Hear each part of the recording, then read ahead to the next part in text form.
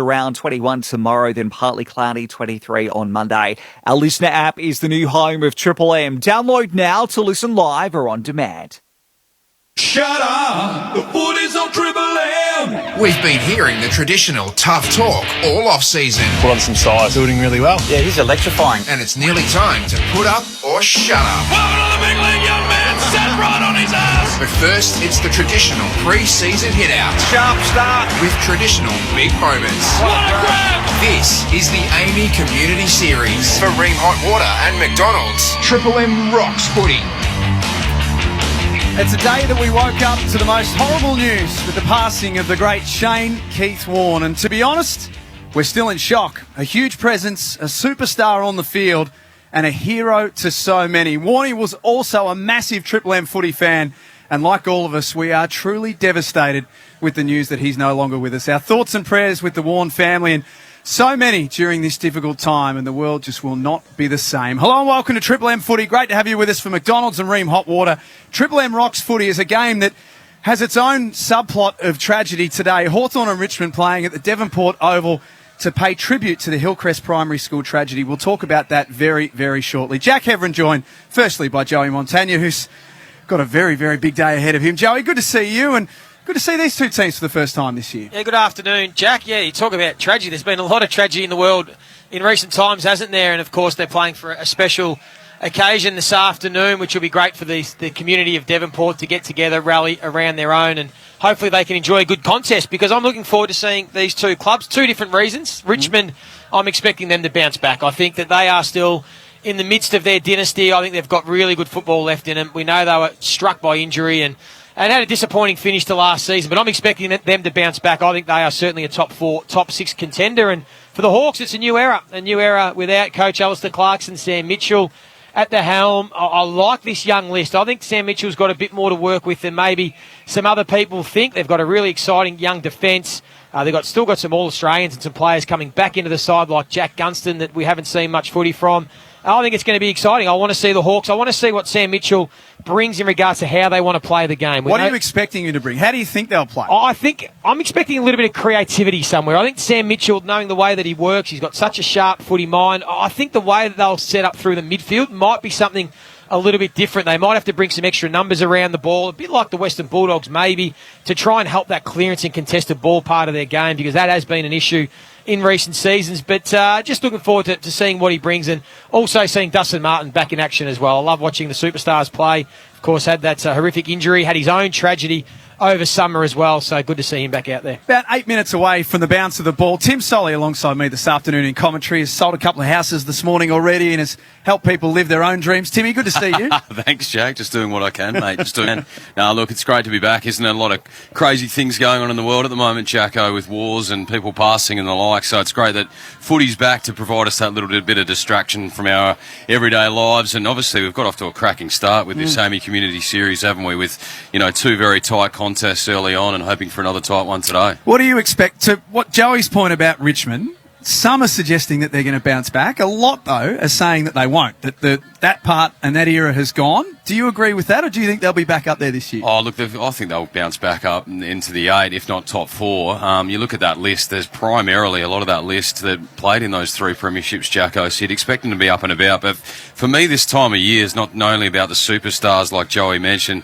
We all love seeing Dusty Martin, but for me, I love the stories of the young guys coming through. That's what really gets me going. And one guy I'm looking forward to seeing out there today is Bagoa Nguyen for the Tigers. He's obviously been on their list for a while. He's 20 years old. He was first taken back in the 2019 draft, and then Richmond delisted him at the end of last year, but the promise to reselect him did so in the rookie draft again this year.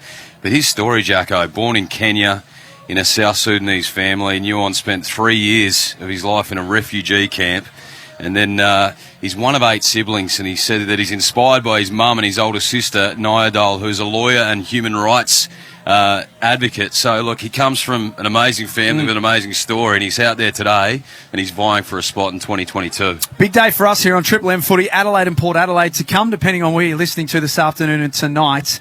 Essendon take on St Kilda at Marvel Stadium. 2 games played so far. On Thursday night, Carlton beat Melbourne by 5 points. They led by as much as 45 in that game, Joey. And just hung on in the end. And then last night, the Brisbane Lions won by 6 points over the Western Bulldogs, 86-80, in a game that, unfortunately for the Lions, there's a couple of injuries that have come out of that as well. Yeah, they have a couple of young defenders too. Kadeen Coleman's probably the big one. Looks like a hamstring for him. I really love the way that he finished off the season last year, particularly in the finals, played really well, and he would have slotted straight into a half-back flank. He looks like he'll miss the start of the season. But some really good footy early. Really enjoyed the couple of games. Some positive signs. I don't take too much into the win-loss, particularly for Melbourne. I think they'll be fine, but Carlton will be pleased with how they played. And the Brisbane Lions, to me, showed that I think they are the biggest challenger to Melbourne this season. I think they're cherry ripe, the Brisbane Lions. Are you big on the Lions? Yeah, I am. We'll talk about them across the afternoon. Sold-out crowd this afternoon at Devonport Oval, as the crowd pause to reflect on the passing of the youngsters involved in the Hillcrest Primary School tragedy late last year.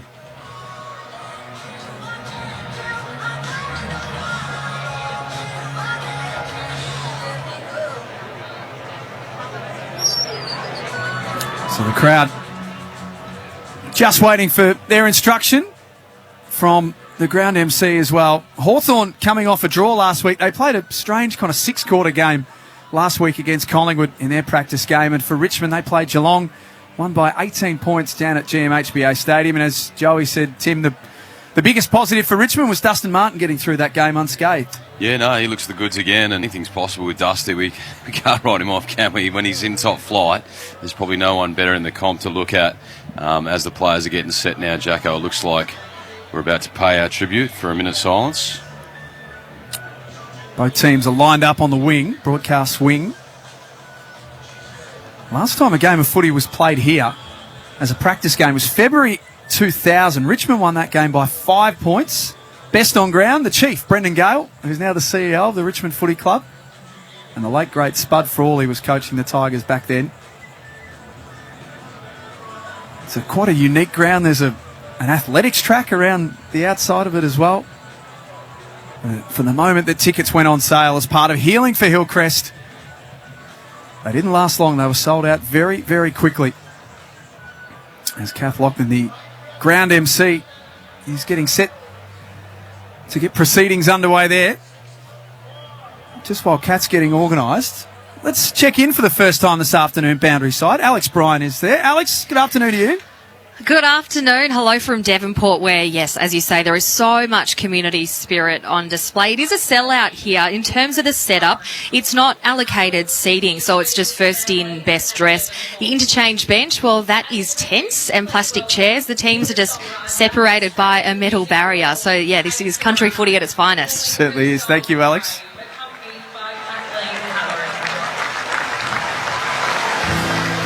I could feel the calling a million miles away.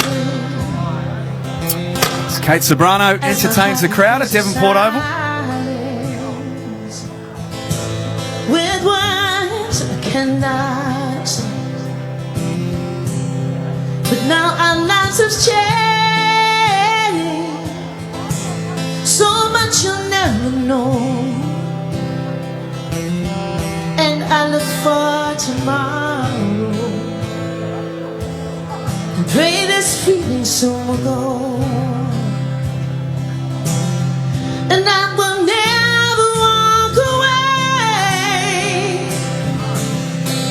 Just be brave and stay. Hold me to the end. And in your arms I rise up high.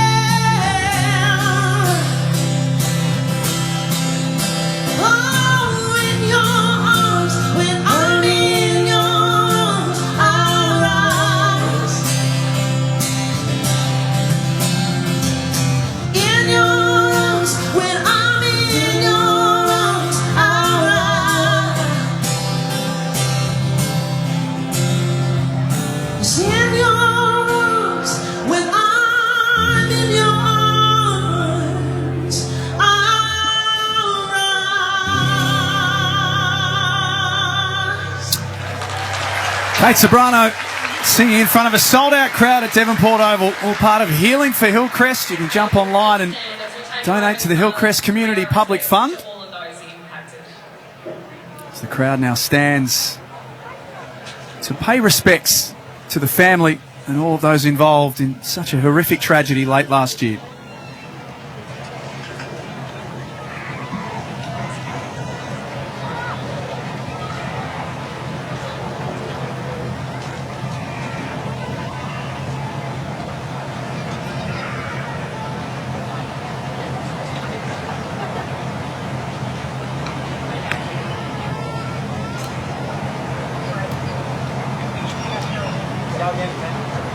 Ladies and gentlemen, thank you. Both teams break away from their lineups, just a couple of minutes away from the opening bounce. Let's get back to Alex at Devonport Oval. Alex, just explain, I guess, the feeling amongst the crowd and the build-up to this game. Given the tragedy and everything that went on, this is something that hopefully can bring the community back together. Yeah, it is a somber mood for sure down here, guys. Plenty of yellow and brown and yellow and black in the crowd. We know that Tasmanians love their footy and they're so happy to have the game here. In terms of the weather conditions, it's currently 23 degrees, just a top of 24 today. It's cloudy. It is a little bit humid. There's no wind really to speak of. Thank you, Alex. Looking forward to having you part of the team this afternoon. It's all with thanks to McDonald's. Score enough to feed the whole team Macca's 40-piece chicken McNuggets packs. Joey, with only one round of community series games, I think we've seen from the two so far that teams aren't stuffing around. They're there to play. They're there to get as much out of this game as they possibly can because it's the only hit out between now and round one. Now, spot on, Jack. It's a full dress rehearsal. They're going as hard as they can and trying to get their game up and about as early as you can because we know how important early wins are in the season. There is some stat, Chu, you might know it off the top of your head, but if you're 0-2 in an AFL season, it's very, very rare you make finals. So it is important to hit the ground running early in the season, and that's why today's game, to get your game in as best shape as possible to hit the ground running when round one comes around not too far away. Chew man, welcome to Youth with all the Red Zeds. The absolute best in the business. Good to see you. Yeah, good afternoon, Jack. Hawks, they finished off the 2021 home and away season pretty well. You look at their last 4 games, 3 wins and the draw. 2 of those wins against the Brisbane and the Western Bulldogs. But you look at Chad Wingard, also in very good form. #1 rated player at the Hawks last season, racking up career-high disposals at 22 per game and led the club, I should say, for score involvements as well. Interesting to see where he plays this year, whether they try and keep using him in the midfield where he got a lot of ball or whether they do what's probably best for the team and play him in the front half of the ground because he's such a dangerous front half player. We know you need some skill and quality there, and I think they do. When you look at the Hawks lineup, I mean, Luke Bruce, we know, is an All-Australian calibre player. Young Dylan Moore showed that he can be elite.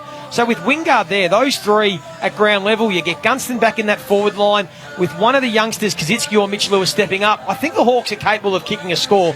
I think they might be better than some people expect, but it'll be a great test today against one of the benchmark over the last 5 years in the Tigers. We're ready to go at Devonport Oval for McDonald's at Water. Triple M Rocks footy, the opening bounce coming up with Tim Solly. So ball's in the air, Nankervis versus Reeves. The big Nank wins the first tap. Reeves goes back and finds it. And then Nankervis taken to the turf. They all dive on top. She started young in the midfield, the Hawks. They've got young Josh Ward yet to debut. Jai Newcomb's only played a handful of games. And Warple are the 3 on ballers against Prestia, Martin and Cochin. So tapped out Nankervis. Dusty, slippery handball for Prestia. Apparently had a huge pre-season, Dion. So it's great to see him get off to a good start in 2022 as Baker handballs up. Ross back towards Baker. A bit sloppy early.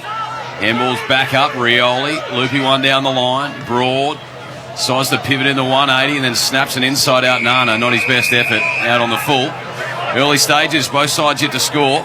Right half back here for the Hawks. Just going to keep an eye on Daniel Rioli in this game. Richmond are really bullish that with a full pre-season training across half back, they think he can replace Bashahuli and be an elite half back this season.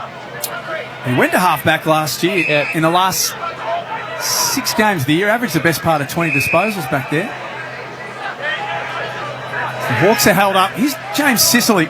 Great to see him back out there. Almost 18 months out of the game with a knee injury. Drives long to half forward. Waiting at the bottom of the pack was Moore. Now Wingard, tumbly ball deep. Richmond have got their numbers back. Mark's taken by Broad. Western Australian finding it a bit early. Squares the kick wide. They'll work it out here, the Tigers, outside 50 now. They just tread the boundary on the outer side. Now the kick inboard from short, right into the heart of the oval. It's turned over by Warple. Handballs immediately to Wingard. Lowers the eyes, inside 50. A searching lead, couldn't quite get it, was Gunston. And now on the turnover, McIntosh shares it around Rioli. Interesting kick on the outside of the boot. Up to the wing, Bolton off his shins. Ricochets back to half forward here for the Hawks. Bruce there. Bolton goes back and finds it. Getting busy. Turns it over to Warple. Runs to 60. A long driving ball to the top of the square. And the big defensive mark taken by the new captain, Grimes. Last year's best and fairest winner. He's the perfect fit, Tim, to be captain of this team. And here's Martin. A warm applause from the crowd. It's Richmond. Just chip around to the wing. Ross has dropped that mark, so called to play on. Kicks high to centre half forward. Bolter playing as a forward created the contest, but Hawthorn come away with it. Have you seen Noah Bolter as a forward, Joey? It's a big change from what we've seen. It is. He started his career as a forward and showed a little bit. We know he's got the athleticism. He can take a contested mark and he's a thumping kick, so I think it might be a pretty handy inclusion for them up there. It's Newcomb for the Hawks. Kicks to the top of the goal square. Lewis crashed the pack, got it to ground level. Moore on hands and knees. Handballs back to Bruce. Now Richmond swarm and come away out of defence. Broad shifts it to the wing. Good kick into space and Bolton takes a nice grab. Good strong mark out in front of Morrison. 3 minutes gone in this first term as Bolton feeds it off to the run and dash of McIntosh up to the 50. Edwards just beyond his range here. 53 from home. Looks up. A little bit of activity. Decides to just nurse a little delicate one over the top to McIntosh, who's run on the full length of the ground, and he's taken it about 2 metres in from the boundary, 45 metres out. What it might mean with Bolter playing in the forward line alongside Rewalt and Lynch, if that's what they go with to start the season, it might mean Dustin Martin might just play as a permanent midfielder and not actually push forward, because he's like their third tall, so maybe he just becomes a permanent mid. So McIntosh opts for the top of the square. Big fly Bolter. Front and centre there was Hardwick. Got taken into the turf. Morrison out the back door. Granger Barras slams it on the side of the boot. Outside 50. Bruce. Clever tap up for Warple. Oh, just threw it up to him. The umpire saw it. Oh, one hand. There you go, son. Didn't get away with it. And Dusty Martin will take the free kick. I think we're going to know every time Dustin Martin gets the ball this afternoon. Yeah. Good kick too on the lead. Noah Bolter. This is where he will be a handful, Joey. His athleticism and his pace off the mark. Yeah, I don't mind it. Look, it is always harder playing as a forward than behind the ball. We've seen how many goes reverse. The players that can't quite make it as a forward actually are very good as a defender. So it's always going to be a bit more of a challenge. But if he can just kick 30-odd goals and be a real good foil for Lynch and Rewald, it's going to make them dangerous in the air. Season over. Round 15 last year with syndesmosis of the ankle from just outside 50. Distance not an issue as he kicks to the city end or the James Street end at Devonport Oval. Through for a minor score, first of the game. Triple M scoreboard. Richmond one behind. Hawthorn yet to score. Tell what else Devonport have got? The short goalposts. It's been unusual to see the small goalposts. We're used to the big long ones in Melbourne, and yeah, throwback sort of stuff. It isn't it? Yeah. Joe Montagna on the Triple M C-Bus Supers, the Savo. It's a little kick from Scrimshaw out, finds Shields. Left back pocket. Has to wheel and go now. Handballs back to Scrimshaw, right on 50. Partly smothered off the boot. It actually ricochets back behind Scrimshaw. Lynch left it behind. Now going through Boulder. Clever tap back out to Lynch. He's hard up on the boundary. And a little bit of pressure from Scrimshaw. Sees it out of bounds. 20 around here from the Tigers' goal. They lead by one behind. We've travelled 5.5 in this first term on the Triple M scoreboard. Thrown in. Beautiful, picture perfect day. Sun's out. As Alex told us, beautiful weather. Baker. Handball back into space. Ross snaps around the corner. It's touched on the line by Sicily. Through for another minor. A couple of behinds for the Tigers. Hawthorn yet to score. Some of the major ball winners, Two-Man for Red Z Lending. For the Tigers, 4 to McIntosh, and for the Hawks, 3 to Morrison. Dusty Martin, 3 touches inside 5 minutes. So, long driving kick out of the defensive goal square. Outside 50, Gunston brings it to the front. Tommy Phillips rocking a fair salad in 2022 as Morrison swoops on it and belts it forward. Broad, will just tap it out towards Cochin. Oh, beautiful work, Warple. Just spun out of the tackle, then sends it into the hot spot. But it's again by Grimes, winning it early. He's giving away size and height to Mitch Lewis. That's twice he's eased him under the footy. And guess who? Martin on the wing. Speaking of salads, Hugo Ralphsmith rolling a filthy mullet as he kicks inside 50. Sicily back to chop it off. They're fashionable now, those haircuts. It's just rude, isn't it, Jack? It is. It's rude. For a person who cannot grow hair, I'm jealous. I was going to say, is there a bit of jealousy rolling there, Jack? Pretty bare up here, Timmy. As the Hawks on their counter-attack here, Moore picks up, handballs back towards the middle. Here he is, the young gun Ward. Wheels in, looks inside 50. Big searching lead from Bruce. Front and centre was beautiful by Gunston. Pins the ears back, fires at goal, and it's across the face. And just through for a minor score. Hawks get their first score for the afternoon. They're one behind. Richmond 2 behinds. It's on the Triple M scoreboard. And we've travelled 7.5 in this first term. There's Ralph Smith, back pocket. Made his debut in round 9. As the Tigers come out of defence. Target up the line is Soldo. Another fantastic to see him back. Didn't play at all in 2021. Due to a knee reconstruction. All of a sudden now, with their desire to play taller as this goes out of bounds, Joey, Soldo becomes pretty important for them with the way that they're going to structure up. Yeah, it's going to be interesting to see whether they can play 3 tall forwards and the 2 rucks, or whether they just go with the 2 and maybe one of the ruckmen plays as the 3rd tall. I think they're going to have a good look at it this afternoon and probably make up their mind leading into round 1 against the Blues. Throw in, just forward of the wing. Arts got through the traffic, has pressed here. Lovely ball. Put it out in front of Revolt. And he marks 49 metres out directly in front.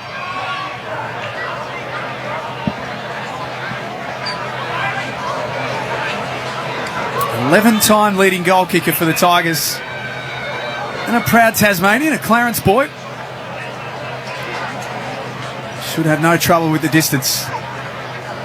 Kicking to this end of Devonport. All the way. He points to the sky and shows what this game means to both Richmond and Hawthorn. They're playing for a bigger cause today. First of the afternoon on the Triple M scoreboard. Richmond 1-2-8. Hawthorn 1 behind. We've been playing 9 minutes in this opening quarter. Joey Montagna. Yeah, very proud Tasmanian is Jack Rewalt, so he'll want to perform this afternoon. Just gave the jumper a little tap, looked up at the sky. Presume that would be for those lives lost in the Hillcrest tragedy. It was a beautiful kick. You said you had no problem with the distance. I was a bit worried about Jack from 50. He's normally these days 50 metres is about his limit, but he got that one beautifully. He's one that is hoping he's got a little left in him this season and hopefully get the Tigers back up to a top 4 spot. Positives for Richmond for Red Z. Time in the forward half, they're going at 61% clearances. They ranked 18th for clearance differential last year. 3 zip their way. It's back in the middle for McDonald's and Ream Hot Water. Triple M rocks footy. Soldo in the middle, taps down the young gun Ward. Snaps around his body inside 50. Big boy McAvoy in the front spot against the undersized man for the Tigers there in Gibcus. As they go out to this broadcast wing, Castagna had a little fumble when he needed to be clean. Newcomb going toe-to-toe with Arts on hands and knees. He bounces back up the little man. Arts, handball over the top to Baker, who's run on, claimed in the Morrison tackle. And the umpire says no prior opportunity. We're down to the boundary. Alex Bryant down there. Hello, yes, we did see Jack Rewalt tap his jumper after his goal, and that is because all players are wearing black armbands, and also on their jumpers is the Healing for Hillcrest logo, and some of these jumpers will be auctioned off for an online fundraiser after the game. As the Hawks bring it out to the broadcast wing, Nash, the Irishman, loads up on the right boot, sends it up to the 50, Gunston front spot, good ball came through from Gibcus, and now Cochin.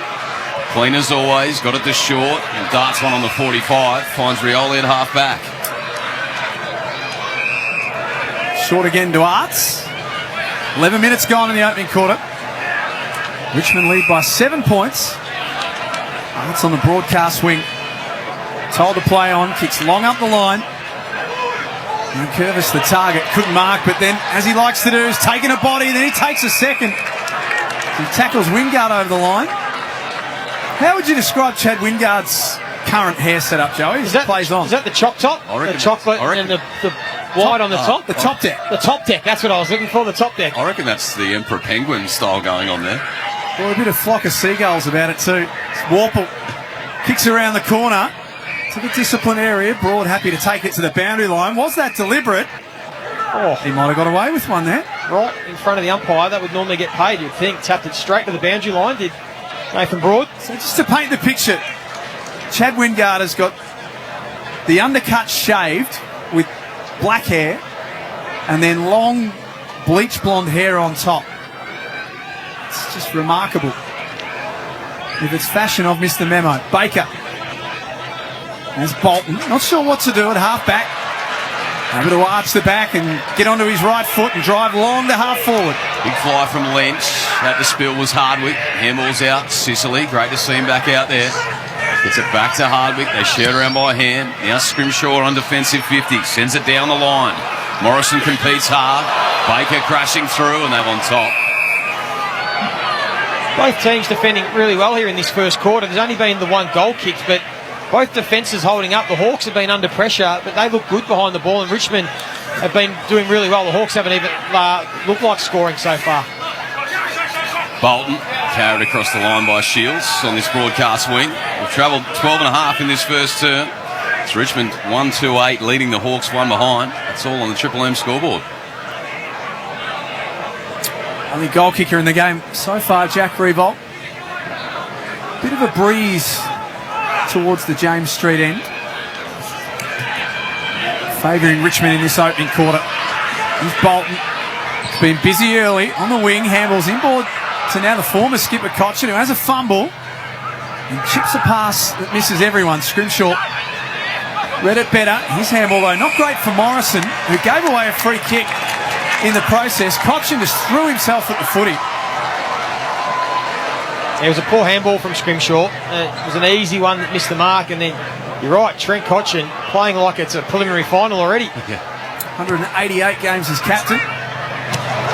Looks into the forward pocket, this time diving down, Jack Revolt.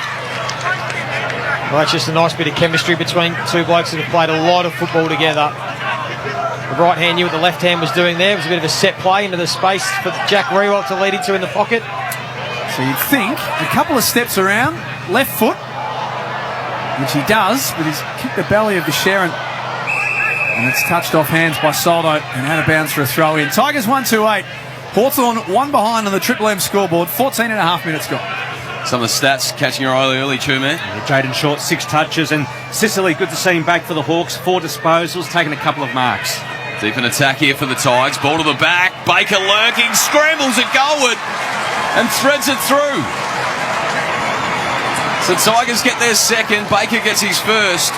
And Richmond move to 2-2-14. The Hawks 1 behind on the Triple M scoreboard. We've travelled almost 15 minutes in this first term. He's a class little player, Liam Baker. I really like him. He's been dangerous and lively in the front half. And here he just read the fall of the ball from that forward 50 stoppage.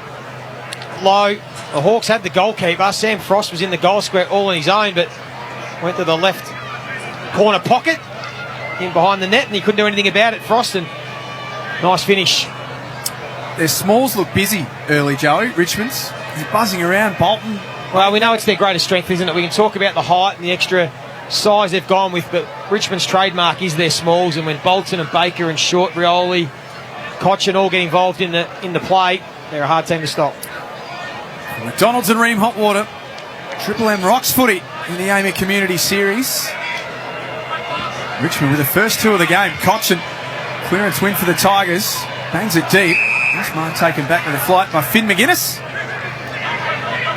Only got the 2 games last year. He's found it a hard position to break into in that midfield. Looks like he started deeper in defence today. It's Nash bodies his opponent off the ball. Kick off the ground, and Bolton now playing behind the footy. Played for a free kick, wasn't paid. Reeves picks it up off his ankles at half forward. Gave to Warple. He turns it over, and now Bolter's on the move. Gets it to Bolton, takes a bounce, arches the back. He's got Martin there if he needs. He ignores, goes long to the top of the square. Big one-on-one. Couldn't reel it in. I think it was Soldo, but Baker at the front and set just sockers it off the deck and gets another goal.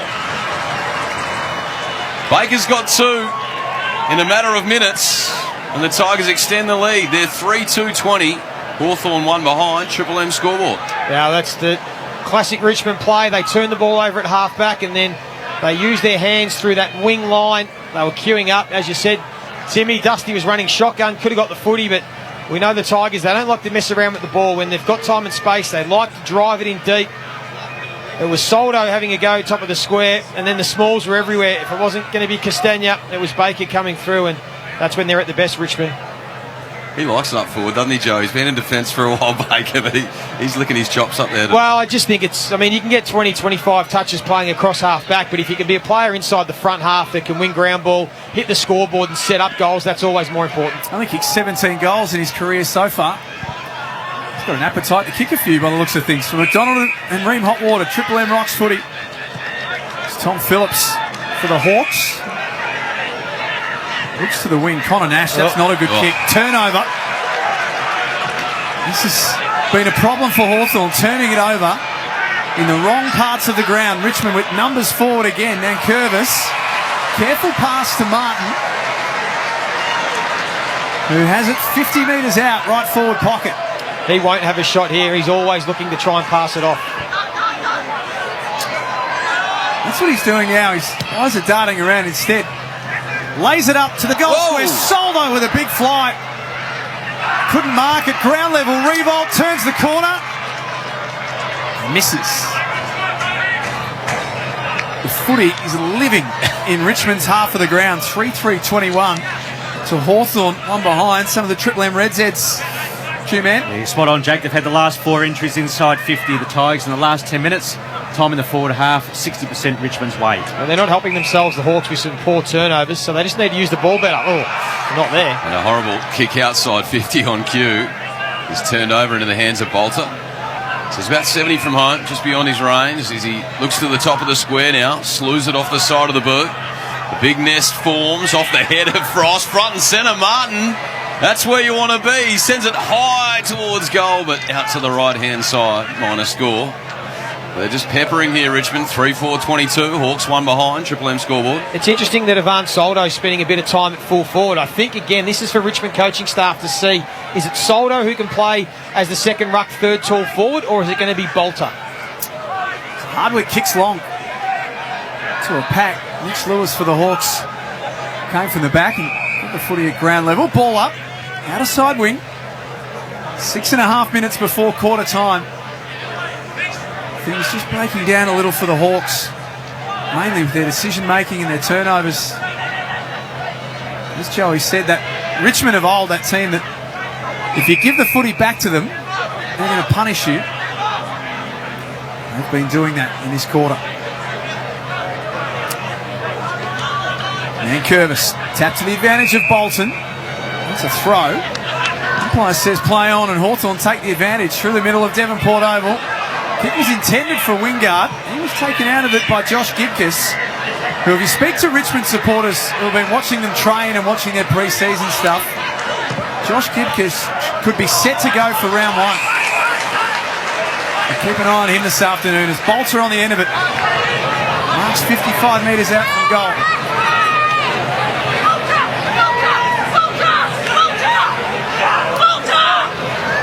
Tough kick from this position.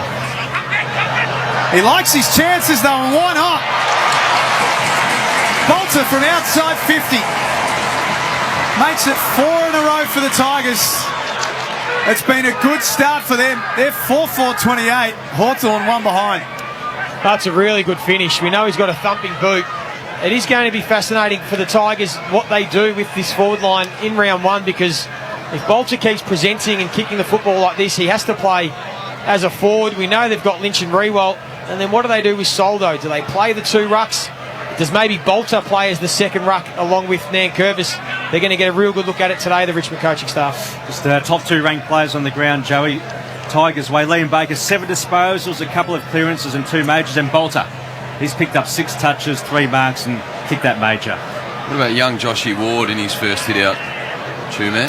Josh Ward for Triple M Red Zed. He's picked up 4 disposals, Tim. As far as the best in the business, the two man on the Triple M Red Zeds as we're back in the middle for McDonald's and Ream Hot Water. The clearance for the Tigers. Bolton arches the back. Scrambles one inside 50. Lynch, fortuitous. Handballs goal side. Bolter and Castagna. They link up and from point blank run, they're piling them on early. Richmond moved to 5-4-34. Hawthorn just a 1 behind on the Triple M scoreboard.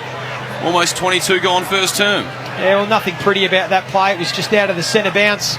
It was Dion Prestia, who was going to be such an important inclusion for Richmond this year. Let's hope he can stay fit and healthy. He won the centre clearance. It was a bit of a nothing kick from Bolton, but Tom Lynch was able to read it. And then they always try and be unselfish.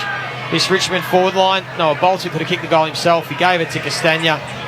And now there are some little signs already. We know the Hawks were well and truly beaten against Collingwood in that practice match last week up until the first 3 periods of play before they were able to bring it back. But early signs are not good for the Hawks.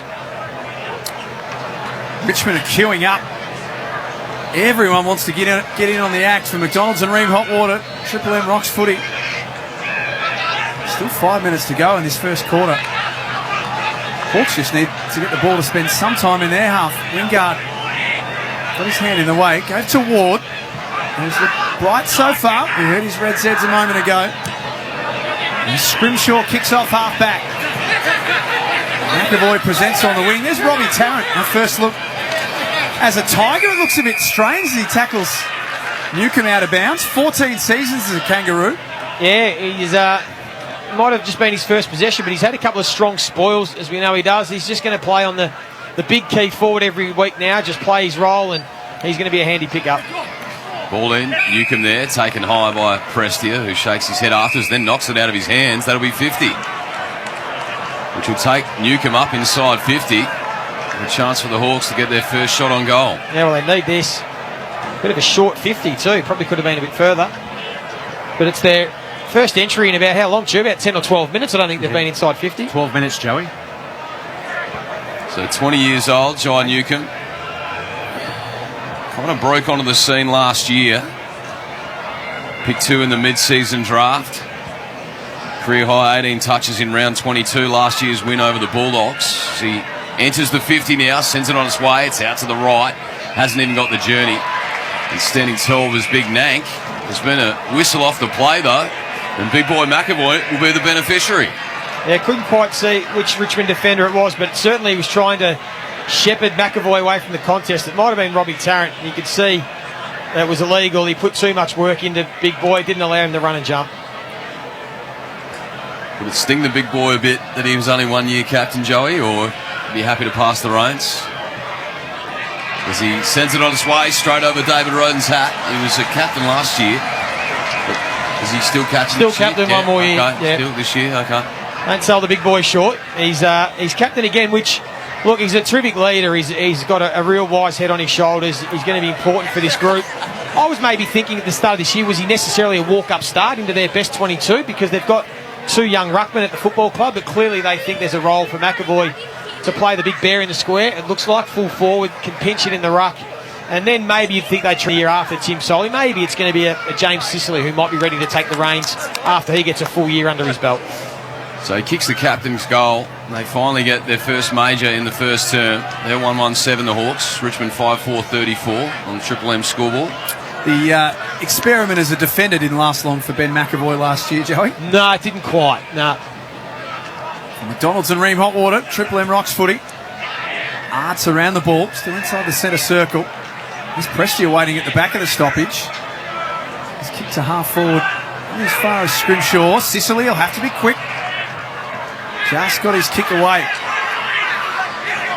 Richmond have got their system set up. They're all around the footy and they all want their hands on it. Baker chips out into the path of Revolt. He couldn't mark. McIntosh, 55 out from goal, turns around, looks for the short kick. Bolter dropped. Sicily got a hand on it. Bolter picks it back up again with the left foot. Beautiful finish. His second. And the Tigers get the quick response. Push it back out to a 33-point lead. What a nice finish that was. Just really smooth. Just looked natural on the opposite Noah Bolter. And already we've seen his influence as a forward. This is going to be exciting for Richmond fans. His numbers chew already, Noah Bolter. Yeah, 8 disposals and kicked a couple of majors, but also throwing 6 score involvements and a couple of clearances as well. It's a fair first quarter of footy. Most disposals for the Tigers. 3 marks, a couple of inside 50s. He's doing it all.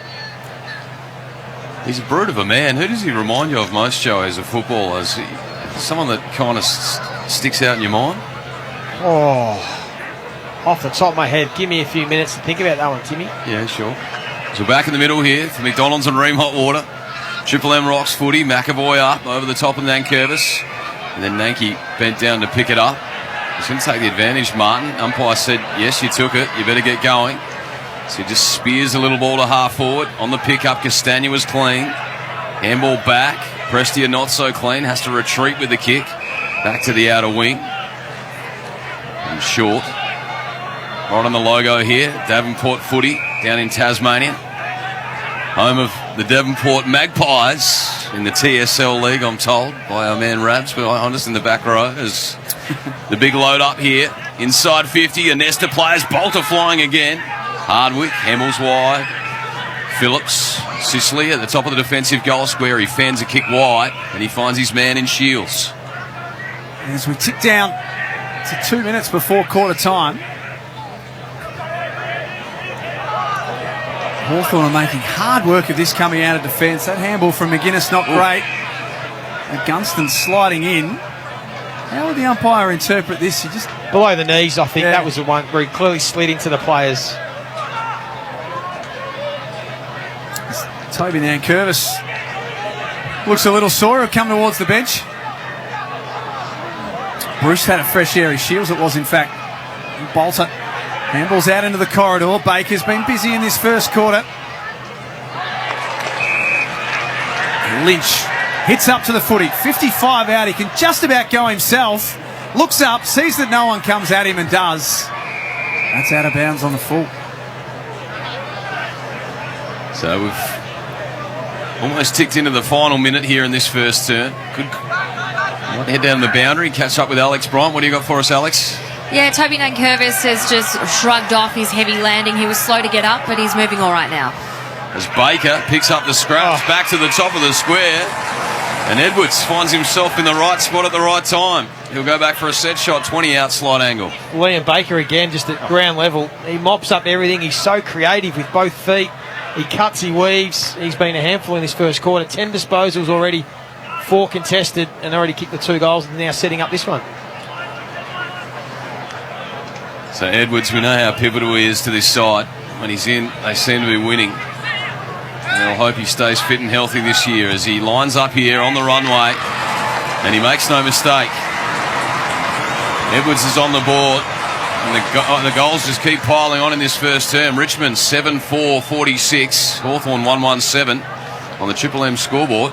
20.5 gone first term. Yeah, but again, that was just from a horrible unforced turnover from Hawthorn deep in their back pocket. It was Sam Frost on that occasion, I think, that tried to just squeeze a kick in that wasn't there for Newcomb. Tom Lynch was able to pick it off. So I think at least 3, maybe 4 of Richmond's goals in this quarter have just come about from some really poor mistakes and unforced errors from the Hawks in their back half. 4 out of the 7 majors for Richmond have come from turnovers, and they've had 11 out of the last 12 inside 50s. Hawthorn just the 1 entry inside the past 18 minutes. Two-man with all the Triple M Red Z lending stats. This lead is now 39 points.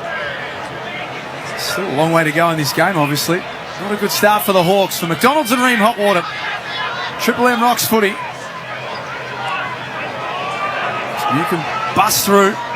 Normally he's the one doing the tackling. The free kick's going to come back.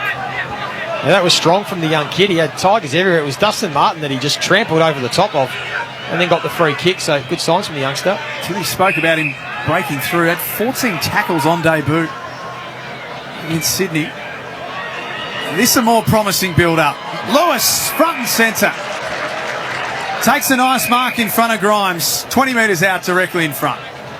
Well, that was a really strong mark. You mentioned earlier in the call, Jack, he'd been outmarked by Grimes on a couple of occasions. That time, the kick was a bit more to advantage. He was able to at least have a run and jump at it, which is his strength. And He's got that size about him. He came across the pack. Not much the Richmond defenders could do. That was a really good mark for his confidence. It'd be nice to give them something to take into quarter time. They found the going pretty difficult so far, this young Hawks team. Lewis to give them their second. He kicks truly. They finished the quarter on 2-1-13, but the first quarter was all Richmond. They're 7-4-46. A 33-point lead at Devonport Oval at quarter time. For McDonald's and Ream Hot Water, Triple M rocks footy. That quarter for McDonald's. Score enough to beat the whole team with Macca's 40-piece Chicken McNuggets pack. Triple M rocks footy. We've all been shocked at the news that we've lost yet another legend. Warnie is one of the few people in any sport who gets to change the game. Tomorrow morning at 9, we remember the great man and revisit his interview with Mark Howard on the Howie Games podcast. The gutting ball definitely changed my life. You know, first ball, it was the perfect leg break, got voted the ball of the century. To do it first ball in the Ashes series, I think it was just meant to be. Barley, Shane, Keith Warne. At Total Tools, we won't be beaten on Makita Power Tools. Score even more at our massive Makita Mac Cash event exclusively at Total Tools this Thursday to Saturday. Spend $4.99, get $100. Spend $9.99, get $200. Spend $4,999, get up $1,000 Mac Cash to spend on any Makita product. Beat that! Our low prices will not be beaten. But hurry, must end this Saturday. Total Tools, low prices on every tool for every trade. Guaranteed. Be in your new Harmac home by Christmas. See our latest display at Urania Estate Beverage. That's the Harmac way. CDBU 58040. Don't get left out in the cold this winter. Illusion and Ultimate can keep your home warm and safe during COVID with an Australian-made gas log fire or wood heater. Sail on now. A warm home is a safe home. Dandenong, Epping, North Geelong. Illusionfires.com.au. A kid's playground, rubbish. A park bench, rubbish. A nature boardwalk, rubbish. You see, the Australian government is helping industry to transform your old rubbish into incredible new things. Proudly remade in Australia. Like this outdoor gym, rubbish. Even this brand new road, rubbish. Every time you recycle, you're helping to remake Australia into a better place for everyone. Remade in Australia. Authorised by the Australian Government, Canberra. The countdown's over. For the first time ever. And there's the first try. Australia, New Zealand and the Pacific Islands compete in the Super Rugby Pacific competition. Looking real good. The only place to watch every match. Unbelievable. Ad-free, live and on demand. Super Rugby Pacific, now streaming on the home of rugby, Stan Sport. It's value the Australian way at Coles with great fresh specials this week. Like delicious creamy Hass avocados, 100% Aussie and just $1.50 each. This week at Coles. Offer ends Thursday. Thinking of cracking a cold one? Thirsty Camel has you covered with Beer Bonanza. Right now, you could win a share in over $50,000 worth of prizes. Just spend $30 or more on any participating beer, including Great Northern Super Crisp 24 packs, $47.99, and Bolter XPA 4 packs, $16.99 each, or 2 for $30 for Hump Club members. Enter online for your chance to win daily. For all the details or to find your nearest bottle shop, visit thirstycamel.com.au. Ends 20 March. T's and C's apply. Exclusive to Paramount Plus. The Yellowstone Origin Story, 1883. Starring Sam Elliott, Tim McGraw and Faith Hill. 1883. All episodes now streaming on Paramount Plus. Shut up! The footy's on Triple M! Triple M rocks footy. This quarter for Ream. Steady, hot and strong. Install the Ream.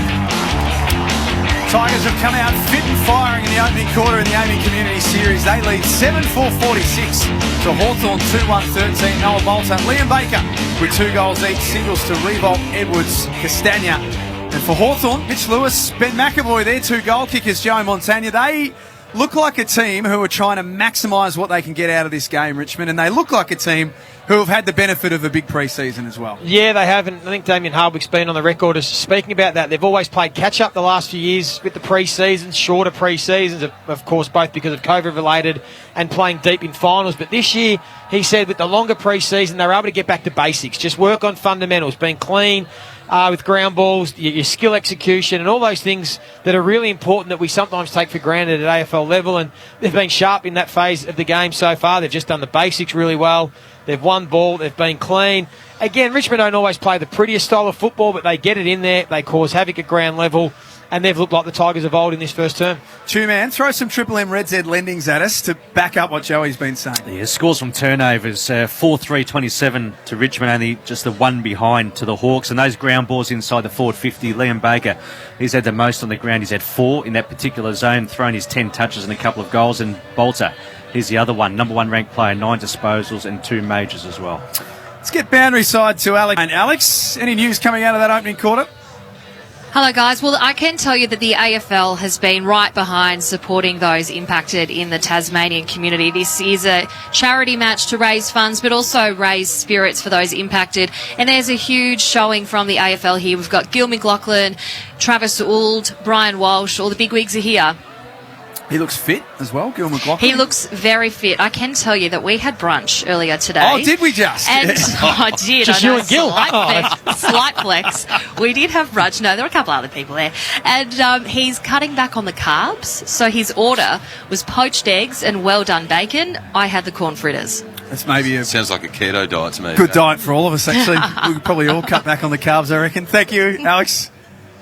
So second quarter about to get underway. Richmond have made a really good fist of things so far. What would Sam Mitchell have said at quarter time, Joe? I'm hoping he's told the group to maybe just be a bit more safe with the ball, but with the ball in hand. But in regards to going forward and a bit more long, I mean, we've seen most teams in the competition now are addressing their game by going slightly more forward and slightly longer. We've seen how Melbourne have played. We know Richmond play that way. Geelong have spoken about it. I think they've just tried to be a bit too cute with the ball in hand, which is going against the trend of the footy in 2022. So let's just see if they kick a bit longer and get a bit more territory this quarter. McDonald's and Ream Hot Water, Triple M Rocks footy. Reeves was a tap down only as far as Prestia. Swings onto the right boot. Inside 50. Big spore came from Nank, brought it to the front. And then the ball locked in. We'll have a ball up 40 metres out here. Left to your radio dial. Attacking in here for the Tigers as Reeves goes again. Taps down. Newcomb at the spill. Might have been taken in the back. Umpire lets it roll. And then diving on top of that one, Finn McGuinness locks it in. We'll do it all again on the 50-metre arc. Still to come today on Triple M footy. Adelaide versus Port Adelaide. And tonight, Essendon and St Kilda. We'll go head-to-head at Marvel Stadium. Pushing the back. Not caught. Outer side wing. Tigers have pushed the handball around and then eventually load up to half forward. Nankervis spoiled Lynch. It was front and centre there. Newcomb busts away for the Hawks. Kicks a tumbly ball up the line. But Richmond have that wall set up broad. Lays a good strong tackle and that footy's going nowhere. So, yeah, the big game you mentioned tonight, Jacko, Essendon St Kilda. And they'll apparently be holding a minute's silence up there tonight, Joey, for Warnie. So, look forward to seeing that. You know stories. Looking forward to chatting to you at half-time. Obviously, Warnie, a passionate Saints man. He's sorely missed around the club as Bolton bursts away from this little pocket. And he was pushed in the back, so Bolton will get the free kick on the outer wing. Lucky not to give away 50 there, Wingard. After he gave away the free kick, he yelled at the umpire and put his arms out. Might have just done it then. Well, it's been a reversal, so someone else did. So a bit of confusion out here on this outer wing. A bit of push and shove behind the play. Hardwick and Lynch going toe-to-toe. As Wingard loads up on the left now. Pumps it high and long inside 50. Grimes from 3D. Brings it to the ground. Bruce there as always. Got it to Gunston. Back to Bruce. Hard up on the boundary. Snaps it around his left shoulder, but just too skinny. Through for a minor score. Hawthorn 2-2-14. Richmond 7-4-46. We've travelled just over 2 minutes in this second term. Triple M scoreboard. Joey, Mitch Lewis last year, 22 goals from 14 games. This is year number 5 in the system now. How's he tracking? jury's still out, to be honest. I'm not quite sure whether he's going to make it. We've seen a few players that sort of size and shape not make it. I'd probably like Kazitsky more, to be honest, as that key forward. He showed more last year. If he was trying to split those two, who could take the reins as being the key focal point. It's Broad. Needs to be careful with this kick. He wasn't. Good mark taken by Connor McDonald, I should say. He's backing back. Pick number 26 from last year's draft. Big raps coming out of the pre-season from him. The Hawks boys really rate him. Just a natural footballer. Knows how to find the ball. Uses it pretty well. He's tough. And all the talk is that he's really in contention for round one. Caught a little bit of the streaming of their practice game last week. He looked good at 17 disposals. Former Dandenong Stingray from right on 50, kicking to the scoring end. He's off to the left. Hawks 2-3-15. The Tigers 7-4-46. Triple M scoreboard. Yeah, pretty good numbers in the NAB League last year. Only the 4 games in that NAB League last year as well, Jacko. But 30 touches, 6.8 marks, and averaged 5 tackles a game as well. So certainly knows how to find the pill. Connor McDonald. It's the Tigers. Slow build up out of defence here. Ralph Smith from the right back pocket sends a high, long one down the line. Morrison came through with the spoil. Prestia carried across the line by that man, Connor McDonald. Tim, just Josh Ward, who was picked 7 the 2021 National Draft. He's picked up 6 touches for Hawthorn. So the ball's back in. Reeves versus Soldo. Soldo the front, Cochin there. And now Ross. Just tumbles one out of the congestion. Bolton crashing through. Morrison can't grab the handle. Now Connor Nash was clean. Got it on the left slipper. Up inside 50. Tumbles. But Gibcus, right spot, right time. But he's turned it over into the hands of Warple. And Newcomb. 55 out from goal. He's told to play on and does. Punches it low. Lewis had 3 to beat. And fist that ball away. Prestia takes it to the boundary and over. 5 minutes gone, second quarter. It's a 31-point lead to the Tigers. 7-4-46. Hawthorn 2-3-15 on the Triple M scoreboard. There's Reeves doing the ruck work. Wins that tap out over Soldo. Kick goes off the ground. And it's going to give the Tigers a chance to track back after it. Bolton. He's not sure what to do, one way then the other. That kick's okay. Measures a careful pass to Baker, who's on the wing. Broadcast side at Devonport Oval. 7-4-46 to 2-3-15. Triple M scoreboard. Revolt now turns around. Told to play on the left foot. Pokes it towards Lynch, who hangs on and takes a good grab. Had a couple of bites of the cherry and just marks inside the boundary line.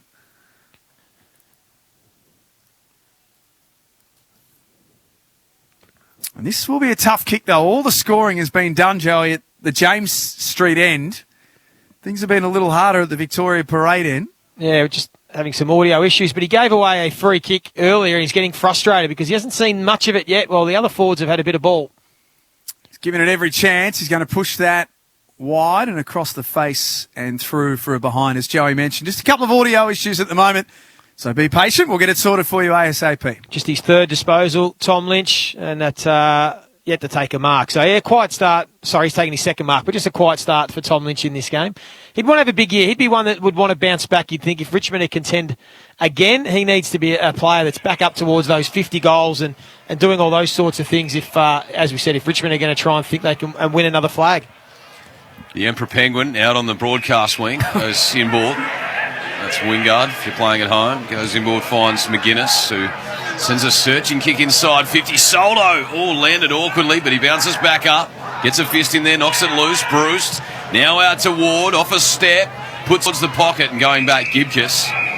Two of the big names out of the recent draft, Josh Ward and Josh Gibcus.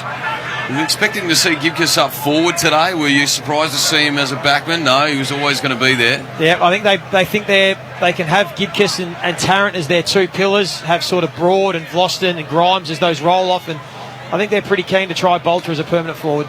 It's 197 centimetres, and it'll be mouth-watering when he matches up on the likes of the King brothers and Harry Mackay as Cochin takes the ball and he tunnels the handball out of bounds. Well, it's a good point you make. It's the reason why Richmond was so keen to get him. You almost need now a 200-centimetre defender because of the likes of the King boys and Mackay and some of these other forwards in the competition, even Joe Danaher, that are 200-plus centimetres. So they're very rare to find key defenders a similar size. So that's why the Tigers pounced inside the top 10.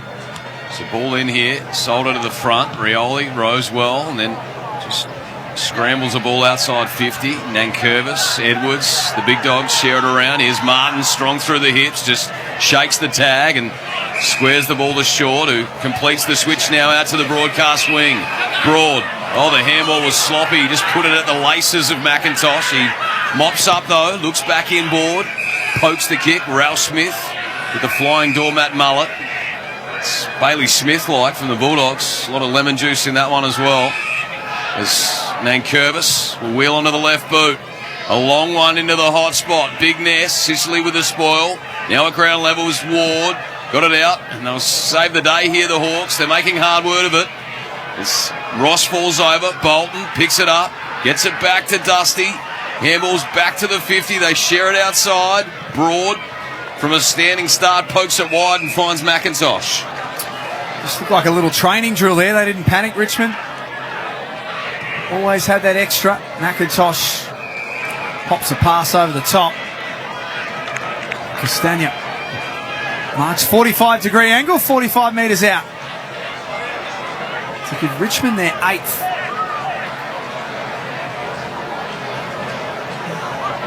Past the 100-goal mark last season. Become a cult figure. He's a little maligned early on with Tiger supporters, but they've grown to love him. As much as they love him, he loves a goal. Starts that out to the right. It's going to stay out there. Sicily helps it over for a boundary throw in. The two-man. Richmond, they've already taken 10 marks inside their attacking 50. We're only 9 minutes into the second quarter. The AFL average last season, 12 per game. Let's watch here on the Triple M Harvey Norman replay. Talk us through it, Joey. Dylan Grimes. Looks like he might have just tweaked his ankle in one of those marking contests earlier. So we'll just see if we can keep an eye on what's happening with him. Phillips on hands and knees, shovels it out wide, only as far as Lynch. Handball's boundary side because Martin's there. That's Dusty, who spears the ball onto his best mate's chest, Trent Cochin. 40 metres out, who looks inboard now, just pops a little delicate one, probably too cute in the end. The spoil came, now Ward, Josh Ward that is. Gives it to Phillips, who had it stripped. Warple goes and finds it. Did he fend off too high? Umpire lets it roll. And now Bolton lurking, picks it up, backtracking, gave it to Cochin, didn't have the pill, Scrimshaw off the deck, and now Broad, right on the 50-metre arc. Players flying in everywhere. It's carnage out here at Devonport. As Brockman overruns the pill, Soldo crashes through the big man. Then just handballs it over the top to space. Ward went low and hard and earned himself a free kick against Castagna. And a chance to settle in defence. That was like under 10s footy there for about 40 seconds. There wasn't one possession. The ball just went up and down without anyone actually getting a clean possession till that free kick. Holding the ball, not as... It doesn't... I mean, they've warned us about, as soon as you get tackled, you have to get rid of it. But we've seen a number of players being tackled, being able to twist and spin and do 360s out of trouble. Dustin Martin did it earlier. So we haven't seen any of that so far in the AAMI Community Series. Joey Montagna with all the Triple M C-Bus Supers. Frost on defensive 50 is Sicily. He looks inboard. That's Hardwick. This is a nice build-up from the Hawks. So they Scrimshaw run down. Good chase from Castagna, who didn't give up on it. Ball in dispute inside the centre square at Devonport Oval. That'll be a free kick. Edwards goes crashing into the head of Tommy Phillips. Had some words to the umpire as well, did Edwards, but no 50. Got away with that one. Ward kicks on the left foot. No mark taken. Shields snaps a high ball up and down in the mine shaft. Still 30 metres out from Hawthorn's goal. McIntosh tracks it towards the boundary line. Kept it in. Turns out to be a good decision. He's got Baker. Handball back to McIntosh. Loopy one over the top. The Tigers shared around by hand. And now they work their way down this broadcast wing. Prestia back inside to Baker. Another handball. They've gone coast to coast here with a handball. Bolton inside 50. And Rewalt with the big sticky jukes. Takes it a couple of metres inside the boundary, 40 metres out. Looking to dish off here. Is he just pretending? We all know he likes a goal. He's become more unselfish over the years, Timmy. He would have had a shot straight away years ago, but now he does want to pass, and nothing was on. He'll take that shot. But again, that was the Richmond footy of old. They won the ball back at half back, and then a chain of forward handballs from one wing all the way down inside the forward 50. So Riewoldt strike this one from 46. He's hit that pretty well, right to the line. And he points to the sky, Jack Riewoldt fashion. 2 fingers from David Roden. Riewoldt's got his second, and the first goal of the second term comes at the 13-minute mark. Richmond 8-5-53, Hawthorn 2-3-15. Triple M scoreboard. Just counting the chain of handballs now as we watch the replay along the win. It was 6 handballs from the 50 to the forward 50 before Shea Bolton just hit up Jack Riewoldt on a lead. And as we said, that's where the Tigers are so damaging. When they get that run and carry game going, their smalls were all involved, Baker and Bolton and Prestia, and that's what they can do. And you're right, though, first goal of the quarter. So Hawthorn have been having a crack. They've been working pretty hard, but they weren't able to stop them on that occasion. Let's get down to Alex Bryant. How's Dylan Grimes tracking at the moment, Alex? Oh, well, the newly appointed co-captain landed awkwardly on his right foot late in the first term. He was good there. He's on the sidelines right now, the trainer assessing his foot and ankle. I'll keep an eye on him. Beautiful. Thank you. For McDonald's and Ream Hot Water, Triple M Rocks Footy. 8-5-53 to 2-3-15. That'll be holding the ball against Gunston.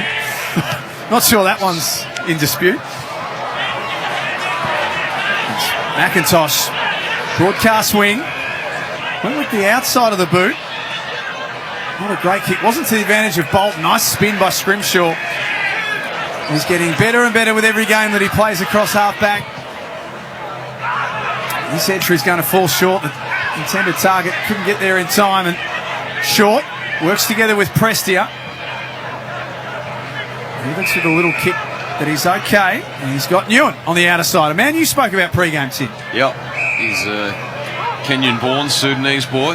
Spent 3 years in a refugee camp and one of 8 kids in the family. Got redrafted this year in the rookie draft, so he'll be hoping to make the most of his opportunities. As got the Tigers at half-back. Short retreats back inside D50 and they switch it now. Gibcus. It was hard work, but he did well. Collects and delivers to the ex-captain Cochin. Just happy to be patient here, the Tigers. 15 minutes gone in this second term. The Tigers leading this one by 38. As the ball comes out now, Newcomb, there's been a whistle. Umpires exclusively mic'd here for Triple M, and don't forget this year you can now stream every game of Triple M footy live on the Listener app. I'll be doing that all year, listening to the boys on the Listener app. Download it now, LISTNR. There's Phillips. Sure, he's got a bit of a Credence Clearwater revival kind of look going, or touch of ABBA there. It's a throwback, that's for sure. Baker at centre half back. Got the tap on to work for him and plays direct footy to Lynch at right half forward. Just too far out to score. He waits for the cavalry to arrive. It's Baker who's followed up.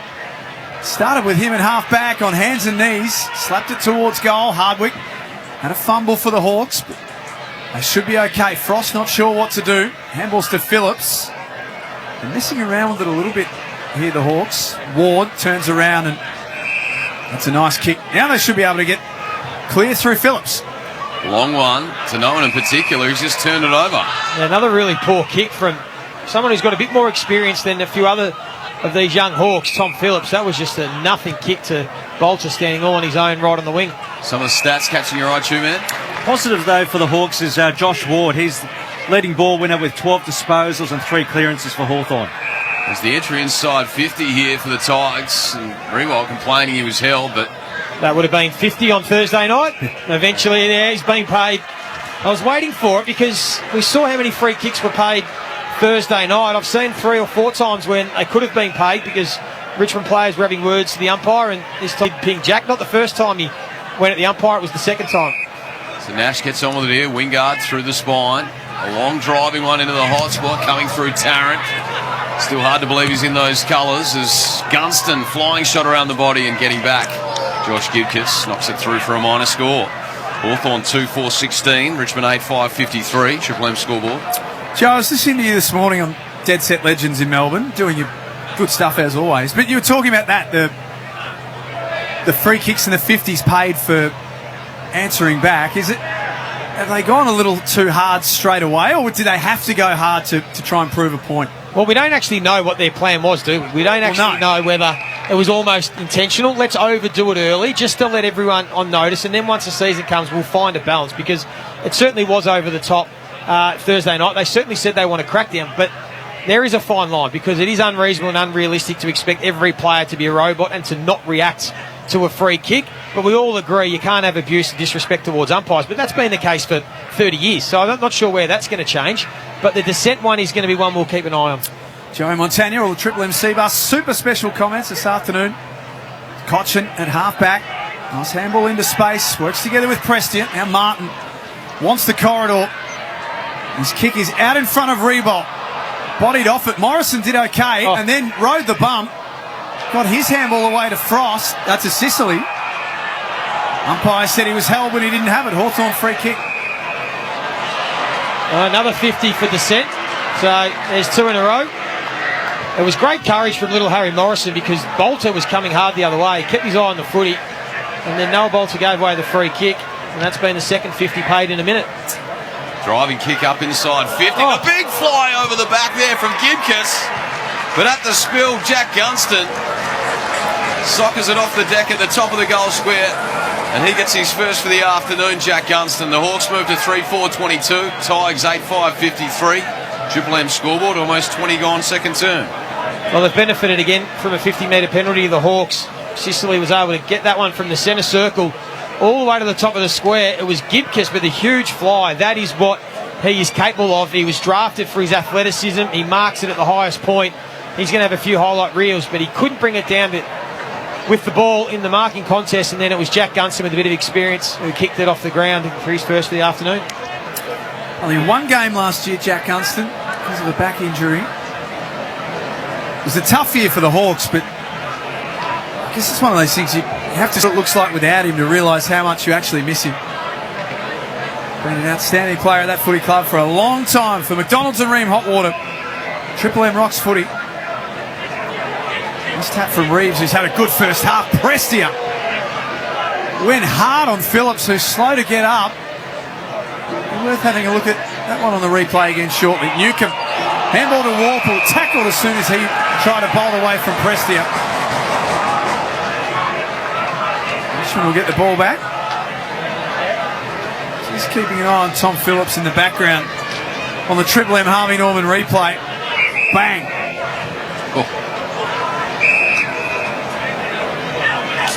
There's Grimes back out there. Good to see. Alex told us left the field with a foot issue.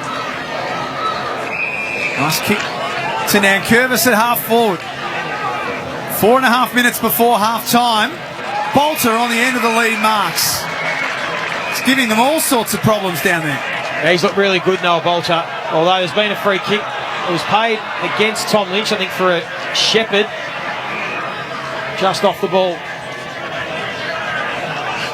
Bit indecisive here, the Hawks, out of defence. Hardwick decides to just belt it out. Shields flying from the side, brought it to ground.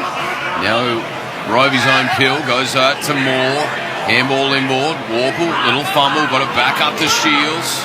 Tackled as he kicked, a wobbly one inside 50's turned over. Gibkiss on his lonesome, takes a good uncontested mark. Now he'll retreat back to the top of the square. And that's an ordinary kick. Out of bounds on the full. There was a strange option by young Gibkiss, who took the mark and went backwards to inside the defensive goal square. Put Tarrant under a little bit of pressure, and he wasn't sure what to do and kicked it on the full. It's a little spearer from Bruce. Was looking for Gunston. Under pressure from Short. And carried across the line by Luke Bruce. Red's Ed's Tube. Yeah, Hawthorn winning the territory. They're +2 in regards to inside 50s. And Bolter and Baker, they had 20 touches in that first term combined in 4 majors. This quarter, only the 5 disposals and haven't hit the scoreboard. The best stats man in the business, Ash Chua. There'll be a statue of that man one day out the front of Champion Data, I would hope. Triple M Red Z lending stats. Now that Luffy's gone, that statue has to be there for YouTube. I'm honoured, Jack. Moore picks it up. His quick kick at goal is through for a minor score. Wouldn't need a lot of bronze, so it would be a cost-effective exercise. Wouldn't be the biggest statue of all time, would it? Yeah, that's a Red Z factual stat, that one. 30-point lead of the Tigers. There's the Tigers, chip it around. Martin, he's been busy this quarter. No, it's Ross, actually. Right on defensive 50. What are Dusty's numbers this quarter, Chip? Yeah, this quarter for Triple M Red Z, Dusty Martin is picked up 5. He has 15 for the game. Yep. Unassuming as always, just racking him up. There's Ross. Has it right where the 50-metre arc meets the boundary. Right half back. Drives a long, high one down the line. The big fly came early. Granger Barras. Front and centre Baker. He was desperate. Got it out for Arts. Here's Dusty. Handball inboard for the big Nank. You got to check your rear view mirror, because Wingard mows him down right in the middle of the ground. Had to know that was coming and didn't. Phillips from the wing to centre half forward. McDonald couldn't get a run at it. That'll be holding the ball against the Hawks. And Josh Water got caught that time, Joey, but this is our first proper look at him. He certainly takes the game on. Oh, yeah, he's a player that's going to be really consistent and reliable for the Hawks. He's like an automatic 20-25 disposal winner per week. Uses it pretty well. Will defend, run hard. He's just going to be a bona fide 200 gamer. Pick number 7 in last year's draft. And Ross over the top to Baker. It's had a busy first half. Yeah, been the best player on the ground in the first half, Liam Baker. Kicked a couple of goals in the first quarter. That fell into the waiting arms of Edwards. He turned around, right forward pocket, and dribbles one through. Beautiful finish. Touch of class from Shane Edwards. He kicks his second. Yeah, real nice and casual from Shane Edwards there, who looks like he's going to play as another one, a permanent sort of half-forward player in the front half, uses experience, his class, and that's someone who's played a lot of pre-season games that was able to just do as he pleased. He's one that hasn't had a good run at it the last couple of seasons, been injured, but we know how good a player he is. So with the likes of him and Baker and Shea Bolton, and Castagna in a bit of form through the front half of the ground, it's going to be pretty scary opposition that are going to have to come up against them. Tell you what, boys, drove Bazza up to Essendon after the game last night and just wanted to swing through McDonald's because he'd score enough to feed the whole team Macca's 40-piece chicken McNugget pack. Bazza would have gobbled up a couple of those packs in a row. I just said, big boy, it's 11 p.m, you've got to get home. So we resisted this time, but if I know Baz well enough, he'll be back there in a hurry. As we're back in the middle here for McDonald's and Ream Hotwater. Nank was there. Newcomb went low and hard. Got it up for Martin. Taken down in the tackle from Nash. Did he have the ball? Umpire says no. It was held. So Dusty will have the free kick in the middle of the ground. Not sure Nash liked that too much. He was a bit disappointed. So Dusty wheels and goes now. Looks up ahead. A high, long one to the pocket. Big 2-on-2. Jack's there. Just a little hand on the side of Sicily, and he'll take it 35 out, hard up on the boundary. They sound like they're loving it out there today, aren't they, Jack, the fans? There's some happy up and about supporters. You know they love their footy down there in Devon. As Rewalt goes back from the pocket here. A picture of concentration. Hits it from 48. On its way, it's out to the left, right to the line, ball off hands. Lurking here's Baker. Handball back to Edwards on his non-preferred left. It's up and under, top of the square. And Sicily, he might have used the hands he has. He's pushed Soto in the back. And there'll be a free kick at the top of the square. Love to see this one on the Triple M Harvey Norman replay. Gone him a few times in this first half. Big Ivan, top of the goal square, just as a big tall presence. Hasn't had a lot of footy, Shoe Man. Not sure what his disposals are, but he doesn't seem to have had his hands on it much. Just a couple of touches for Soldo. On the runway here, the big man Solo. Great to see him back out on the park as he just nurses this one home. Solo's on the board, and the Tigers extend their lead. They're 10-5-65. The Hawks 3-5-23. Triple M scoreboard, 27.5 first, second term. Triple M Red said Richmond only 5 more entries inside 50, but if you look at the uncontested marks inside the attacking 50, Richmond have racked up 10, Hawthorn just the 1. Let's get down to the boundary. Alex Bryant's down there. Some news on Dion Prestia, Alex. Yes, he is on the bench. He has ice on his right hand. This is after a hip and shoulder incident. It looks like his hand may have been trodden on. Of course, Prestia had a horror run last season with soft tissue injuries. Just 9 games in the last 2 seasons, Jack, for Dion Prestia. Yeah. Played 25 games in a row back in 2019, but the last 2 seasons, just the 9 matches. Just needs a good run at it, doesn't he? For McDonald's and Ream Hot Water, Triple M Rocks footy.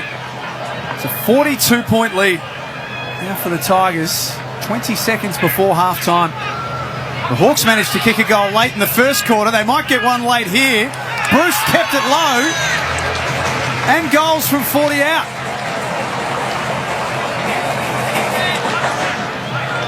Well, that's just an important goal for this young Hawks group going into half-time, because they have been much more competitive in this second term. As Stu said, the inside 50s, there's not a huge discrepancy. They've been only a couple, 2 the difference. The ground balls have been pretty similar. So they're doing a lot right around the ground. They just struggled inside 50, and as we said in that first quarter, their turnovers gifting some goals to Richmond of what hurt them. But at least they've just got something to work with for Sam Mitchell and this group at half-time. It's 2-time All-Australian Joey Montagna and the Triple M C-Bus Supers. Don't forget Ream Hot Water, steady, hot and strong. Install a Ream, steady, hot and strong. Words that describe you a bit, Jack, but no, I'm talking about Ream Hot Water.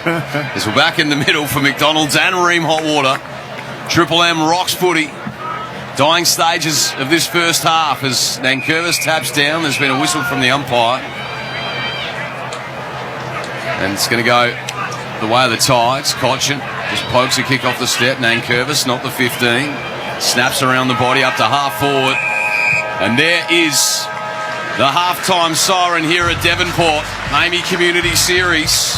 It was Richmond off to a flying start. They kicked 7 goals in the first term to lead by 33 at quarter time. And here at halftime, they lead 10-5-65. Hawthorn 4-5-29. All-star cast here for this AAMI Community Series clash. We've got the bronze statue man, Ash Chua, 2-time All-Australian Joey Montagna, one of the best callers in the business, Jack Heverin, Alex Bryant down on the boundary, and I'm Big Timmy Solly just making up the numbers for McDonald's and Ream Hot Water. Triple M rocks footy. That quarter for Ream, steady, hot and strong. All the Ream. Triple M rocks footy. We've all been shocked at the news that we've lost yet another legend. Warnie is one of the few people in any sport who gets to change the game. Tomorrow morning at 9, we remember the great man and revisit his interview with Mark Howard on the Howie Games podcast. The gutting ball definitely changed my life. First ball, it was the perfect leg break. Got voted the ball of the century. To do it first ball in the Ashes series, I think it was just meant to be. Varley Shane Keith Warne. Is this our new house? Truth. Answering yes to that question is a lot sweeter when the house really is yours. To help, ING First Home Truths has the info to help smooth the bumps of taking your family on the home buying journey. From ways to wrangle a family budget to finding a home and suburb that are right now and likely to stay that way. Search ING First Home Truths, the smart place for tips on buying your first place. T's and C's apply. ING Bank Australia Limited. Australian credit licence 229823. You can't go past the IGA Big Deal Sale for great specials right across the store. Like McCain Frozen Pizza, 300 to 600 gram selected varieties, $3.75 each. Half price. Now at your local IGA. Offer ends March 8. Participating stores only. Excludes IGA Express and local grocer. Hola, Stephen from Guzman and Gomez here. For years you've heard me say, love ya. Why? Because at GYG we're all about the love. The love that goes into our food and the love we share with our guests. It's why we only use the best ingredients, and it's why we're up at 5 a.m. to make the freshest guacamole. Hear that? Took 21 versions to perfect that corn chip crunch. Now that's love. From our clean menu to our fresh Mexican flavors, it all starts with love. Love ya. For 125 years, Taubmans has been supporting the Australian community. Being in it together with Aussies is just part of our DNA. Since 2019, Taubmans has given $960,000 worth of paint and donations towards supporting communities in need. Now, we're calling on you to paint with Taubmans this Easter and help us raise another $180,000 for charity Give It to support communities affected by drought, fire and flood. For more, visit taubmans.com.au. Go big in the Nissan Patrol. Big on comfort, big on power, and the 2021 Drive Car of the Year Best Upper Large SUV. Contact your Nissan dealer to reserve your Patrol today. T's and C's apply. Limited stock available. Tools! Sydney Tools! Sydney Tools Back to Work sale is on now! Estwing 20-ounce claw hammer now $79, save 11%! Milwaukee 18-volt fuel 10-piece combo kit just $29.9. Crazy deals on combo kits, hand tools, air compressors, laser levels, welders and much more. Makita 18-volt 3-piece combo kit now $9.99 and score a free blower. Sydney Tools, best prices guaranteed. Limited time only. Shop in-store online. sydneytools.com.au. Find a great value phone from Vodafone? One that's only $2 a month? One that lets you explore and navigate your world? With Google built in, you have arrived at your destination. Get the incredible Oppo A16s for only $2 a month when you stay connected for 36 months on any Vodafone Infinite plan. Need directions? Head in store or visit vodafone.com.au today. Offer available until withdrawn. Plan cost additional. Total minimum cost $112. Phone RRP $252. T's and C's apply. From Ream Hot Water and McDonald's. Triple M rocks footy. Half-time in the AAMI Community Series at Devonport Oval for McDonald's and Ream Hot Water. Triple M rocks footy. Richmond leading 10-5-65 to Hawthorn 4-5-29. 2 goals to Baker, Rebold and Bolter for the Tigers. Singles after that to Castagna and Soldo for the Hawks. Lewis, McAvoy, Gunston and Bruce, their goal kickers. Joey Montagna, Ash Chua, Timmy Solly, Alex Bryant, Jack Heverin in commentary this afternoon. The first of 3 games, depending on where you're listening here on Triple M Footy. But it's been an enormous day in world sport. There's a lot of bad stuff happening in the world right now, let's face it. But to wake up to the news this morning, at about 5 o'clock this morning, I found out when I woke up and checked the phone that the King, Shane Keith Warne, has passed away. It's tragic. Joey, I know you spoke on Dead Set Legends this morning and you had a bit to do with Warney. Out of what's been a pretty crap day, the good news is that the Andrews government and the MCC have worked together and the Southern Stand will be now renamed the SK Warne Stand, which is awesome. So that's some good to come out of what's been a pretty tough day. I guess, how are we all holding up? Yeah, wow. That's a quick announcement by the MCC and by the government. That's a great recognition of his contribution to the MCG because we all grew up watching Shane Keith Warne. We all grew up falling in love with cricket because of him, as we spoke about this morning on Dead Set Legends. He was just one that you were glued to your seat when he was bowling, wasn't he? You felt that there was a wicket every ball. He transcended the sport. He made spin bowling cool. Everybody wanted to be like him. Yep. And the reason why, and we spoke about it this morning, because he was just a knockabout guy. There was nothing pretentious or arrogant about him. He was a lad. He enjoyed having a beer. He enjoyed his mates. He liked the simple things in life, loved footies and pizza and all those sorts of things. And he just happened to be the very best at his craft that we've ever seen. So it is a sad day. We've all got a lot of memories. We've all got childhood memories and adult memories of watching Shane Warne and putting smiles on our faces. And it is a very sad day. And our thoughts go out to the Warne family, his brother and his mum and dad, and particularly his 3 kids, Jackson, Brooke and Summer. They will be, you couldn't even comprehend how they'd be feeling today. Timmy, I woke up this morning, as I said, to a message from my best mate from England when I lived over there in 2005. And that 2005 Ashes series was the best series of cricket I've ever watched in my life. I was living over there, watched every ball of it. Shane Warne kept us in that series. My mate in England was saying, though, that they're basically in a state of mourning right now. And I couldn't think of too many cricketers, maybe Richie Benaud, the only other one, who's been able to have as many fans in England as they had in Australia. He left such a mark. Well, he was a larrikin as well, wasn't he? Like Joey said, he didn't mind a smoke and he didn't mind a drink, and the people related to him on a common level. It wasn't just Warney the sportsman, but it was Warney the everyday person, and everyone thought that Warney was a person they could have a beer with, and that's why I think they related to him so much. Obviously, his cricket record speaks for itself, but look, some of my early memories of Warney, I remember my dad pulling me aside in some of Warnie's earlier spells and saying, look, you're not going to see this again in your lifetime. Yeah. That's what he said to me. He said, you're not going to see this again in your lifetime. And I was only 8, 9 years old at the time when he was kind of starting his career. And, that's when I first started really taking notice of his skill and his craft. But the one memory for me, Jacko, is the 1999 World Cup. I remember I had a little TV in my... It was, only a little kind of 30-centimetre one. Probably was even black and white, but it was that old ago. But I remember just watching Warnie over there in South Africa. And, that World Cup, I just don't think we could have stayed in that World Cup without Warnie. Just... the magic that he bowled, specifically in that game against South Africa, I just remember it was 2, 3 o'clock in the morning and I'm staying up on school nights watching Warnie bowl us to victory. So some of my dear memories and we miss greatly.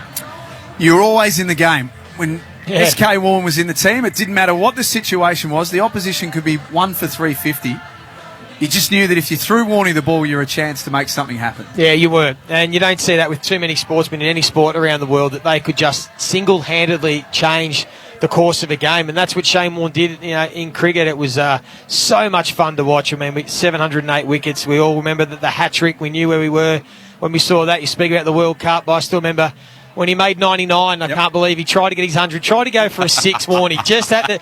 He spoke about not having any regrets, but I reckon the one regret would be he just didn't knock one around leg side for 100. It would have just capped off an unbelievable career. But in typical Shane Warne style, everything he did was attacking. It was aggressive. Yep. There was only one way, and he wanted to bring up with a 6 and made that 99. But, he's going to be sorely missed. One of the things I loved, Jacko, was when Warnie was bowling and he'd bowl one down and, Lara was on strike and he'd bowl it down and Lara would hit him for 6 and then the camera would cut back to Warnie and be like, oh, I nearly got you. I was that close to getting you out.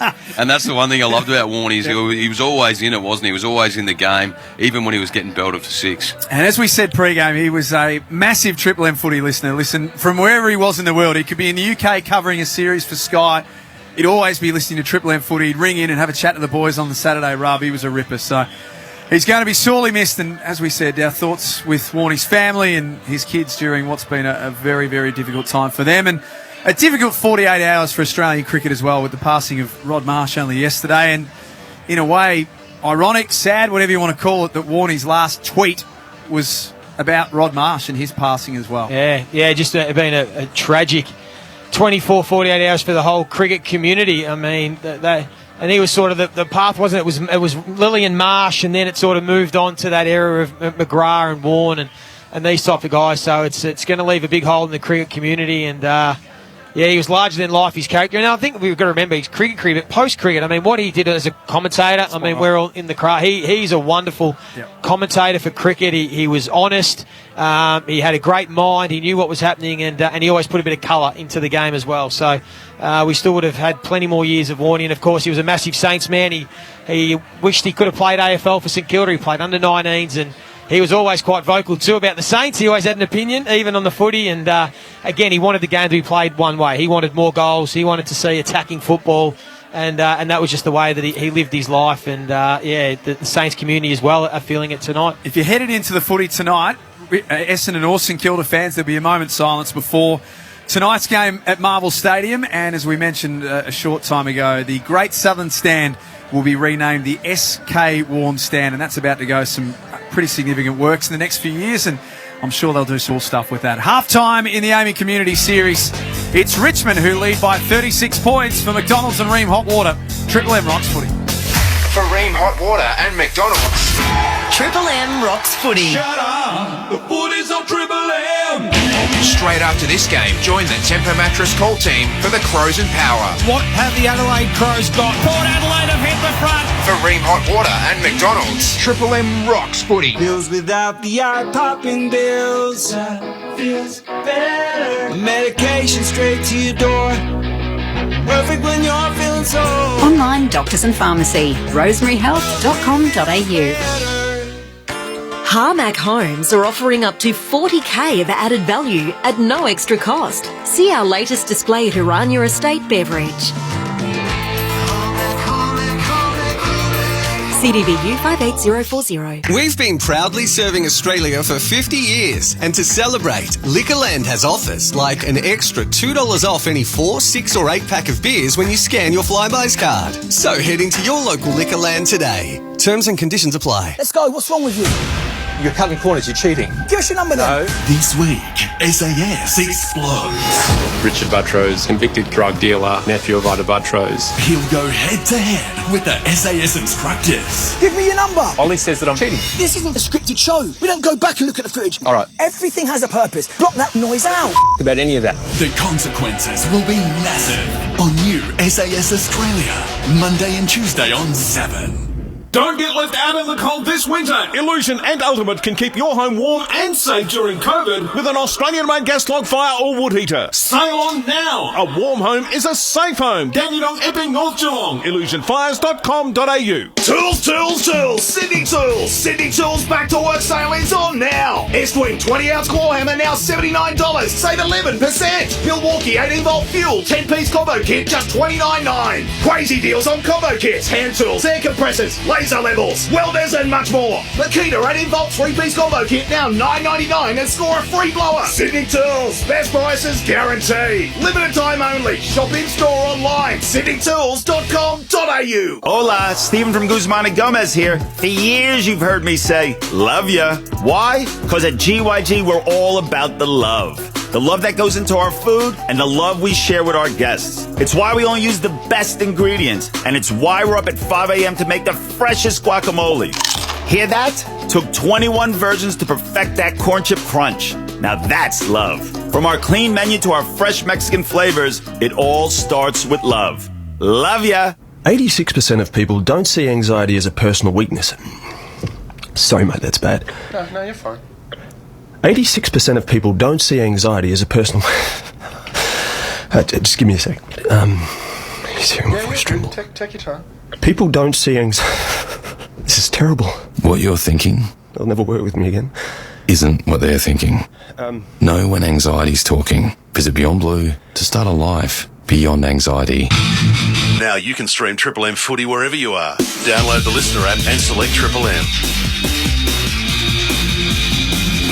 Hi, I'm James Royce with a news briefing. The MCG's Great Southern Stand will be named the SK Warne Stand as a permanent tribute to Shane Warne, who's died of a suspected heart attack overnight. The announcement has been made by Victoria's Premier Daniel Andrews. The MCG, not only the Spin King's home ground, but also the venue he claimed his 700th Test scalp. He also picked up a hat-trick there. And the tributes keep coming in for Shane Warne. Prime Minister Scott Morrison says he was one of our greatest cricketers of all time, while former skipper Mike Taylor says the news has left him in shock. He's mesmerised us with his bowling and his competitive nature on the field. We've loved that real ocker side of Shane Warne, and you just felt, I certainly did, he would go on forever. This is it's a huge shock for me, and as I said, it's a huge shock for the cricketing world. And if, like me, you grew up watching Shane Warne, you might remember we kept hearing about how he'd always have new deliveries for each and every summer. Well, the Spin King once told us that wasn't entirely true. I only ever came up with one new delivery, but I used to say all that sort of stuff because people would say, what a load of rubbish. And then suddenly you'd bowl a delivery and it'd have natural variation. There was something that would go straight when you meant to bowl at a leg break, and they'd say, he's got a new one. So I'd say, yeah, it was the Zuda or... More rain is expected across flood-stricken parts of New South Wales again tonight, with the state's premier to tour the hardest-hit areas around Lismore. While Brisbane's Mud Army is out and about today to clean up the mess from the city's flooding last week. It's Super Weekend at Myer, with great offers like 30% off bras by Burley, Triumph, Playtex and more. Ends Sunday. Exclusions and conditions apply.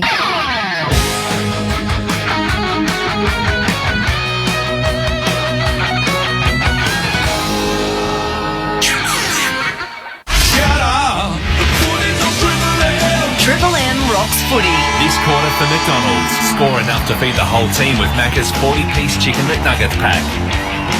Sounds pretty tempting, the 40-piece chicken McNuggets pack. It's got my name written all over it on the way home this afternoon. Richmond lead by 36 points. 10-5-65 to Hawthorn, 4-5-29. Still to come this afternoon, Adelaide and Port Adelaide. And then tonight, Essendon and St Kilda at Marvel Stadium. Joe, back to this game. What did Hawthorn do better in that second quarter? They were down 33 points at quarter time, only outscored 3-2 in that second quarter. What looked better for Sam Mitchell's? Well, the first thing was they didn't cough the ball up as easily in that second term as they did in the first, so they didn't gift Richmond goals, so they made them work harder for their goals.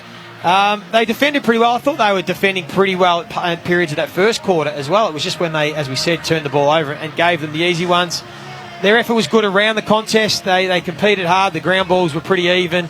So there's areas of their game that are going okay. We know they're a much younger group, and they're missing Mitchell and O'Meara through that midfield. They just haven't been able to connect with their forwards. So just the one mark or one uncontested mark is an inside 50. Richmond have been able to take 10. So, look, they're competing pretty hard, the Hawks, but they're just outclassed by a better side. Two-man, Triple M Red Z lending stats, some numbers from that first half. Yeah, Tigers only 4 more entries inside 50, but you look at their ball use from the attacking midfield. They're going at 74% kicking efficiency, Hawks only at 52, and that rolls out also to 13 marks inside forward 50 to Hawks only 2. And scores from turnovers. Last year the Tigers averaged the second most number of scores from that particular score source. They kicked 6-3 to the Hawks at 1-4. Just some leading ball winners, Jack Baker, Martin and Cochin, 17 disposals each. Baker's kicked 2 majors and thrown 10 score involvements. Bolter also with 10 touches and a couple of goals. Rewalt, 8 disposals, 5 marks and 2 majors. And for the Hawks, Ward, pick 7 the 2021 National Draft. He's their number 1 ranked player up to half-time. 12 disposals and 3 clearances. Warple's been busy with 12. And well done to James Sicily in his comeback game. 11 touches and he's taken 3 marks. Best in the business by that far. It's not funny, the two-man with all the Triple M Red Z lending stats. Let's get boundary side to Alex Bryant. Hello, yeah, the injury concerns from that first half have really been around Richmond. Dion Prestia finished the first half on the bench with ice on his right hand after a heavy collision with Tom Phillips. Better news for the Tigers ahead of round 1 defender Dylan Grimes. There were some concerns after he landed heavily on his right foot. He was assessed, but he finished the second quarter on the ground. And now, guys, one thing I do want to mention, that brunch I had with Gil McLaughlin today, he's cutting carbs. Well, it was also with the umpires who flew down on the same plane as us, and Gil thanked them and spoke about the crackdown on umpire abuse. And, interesting tidbit, he also joked that he wants more holding the ball called this year. Funny you mentioned that, Alex, because Joey said something very similar in that first half. Well, we thought they were going to be paying more holding the balls. That's what we've been told in the media and the clubs, that as soon as you get tackled, you have to get rid of the ball or it'll be holding the ball. But we are yet to see it, not only in this game, but I don't think we've seen it across the AAMI Community Series yet. We've seen a number of times players have been tackled and had enough time to get themselves out of trouble and be able to handball the ball off, which for me, in my view anyway, I think is the right thing. We want to see players break tackles and get out of it and keep the ball in flow rather than paying free kicks. But that's just been an interesting one for us to keep an eye on, because they've clamped down on the abuse or dissent towards umpires, but they certainly haven't clamped down on the free kicks for holding the ball. A reminder as well that a lot of the jumpers, Alex told us pre-game, are being auctioned off tonight from today's game between Hawthorn and Richmond for the Hillcrest Community Fund after the tragedy last year involving some youngsters just having a day at primary school and the worst possible event happened. So if you're interested in buying some of the jumpers that were played in today, you can jump online. All the details are on the AFL website, and you can bid to have one of the players' jumpers that were worn this afternoon. It's Hawthorn 4-5-29, leading Richmond 10-5-65. We're moments away from the bounce for the third quarter with Melbourne's favourite real estate agent, Tim Solly. Thank you, Jack Everett. We've obviously found one here, the Hawks, in Josh Ward. 12 touches to half-time. Named captain in the Team of the Year in the recent NAB League Awards. 181 centimetres for Hawks fans playing along at home, and got the second best 2-kilometre time trial in the draft combine recently. So they've definitely found one there, the Hawks, as we're back in the middle for McDonald's and Ream Hot Water, Triple M Rocks footy. Second half underway, Newcomb slaps it out. He dives towards the footy, coming through that man Ward. Dished it up, falling over. Nash gets onto the right boot, sends it up to 50. Ball falls to the back, here's Wingard. Clean pick-up, snap on the left. Too much boot, right across the face and out of bounds on the full. I like Wingard as a forward. I think Sam Mitchell should play him in the front half this year. He's got enough guys that he can go through the midfield when you get Shields, and you got Mitchell and O'Meara, a few of the youngsters, Ward and Newcomb, etc. So I think they should play Wingard in the forward 50. Averages a tick under 2 goals across his career. Former Port Adelaide, now with the Hawks. They'd take 40 goals from him this season. Yeah. Castagna on the wing. Looks inside. That's a hard handball for Bolton to control. He was mid-air and got that away. Now Martin. 55 out. Could have gone himself. Instead, chips to Ross, who moves it on quickly to Lynch. He marks in the forward pocket after getting a little ear massage from Ben McAvoy. Geez, big boy. Lathered up What's the zinc. happening there? Well, he is a pale-faced Benny McAvoy. He's got a bit of ginger about him and the freckles, so he's made sure he's protected the snout and the forehead with a fair bit of zinc. Triple M Harvey Norman replay. Braveheart style. You should see Sam Frost up the other end. He's got just as much as the big boy. Now Lynch in the forward pocket. Hasn't kicked a goal so far today. Has now. They get the first of the third quarter. Push that lead back out to 42 point Lem. Scoreboard the Tigers 11-5-71. Hawthorn 4-5-29. 2 minutes gone. Well, it was all a bit too easy from Richmond to start that quarter. Dustin Martin had that much time and space. He could have done as he pleased. He never wants to go for goal anymore.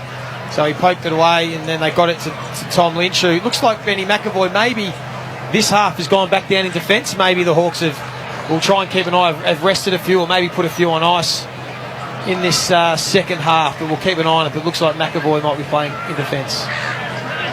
That's the voice of two-time All-Australian Joe Montagna on the Triple M C-Bus Supers this afternoon.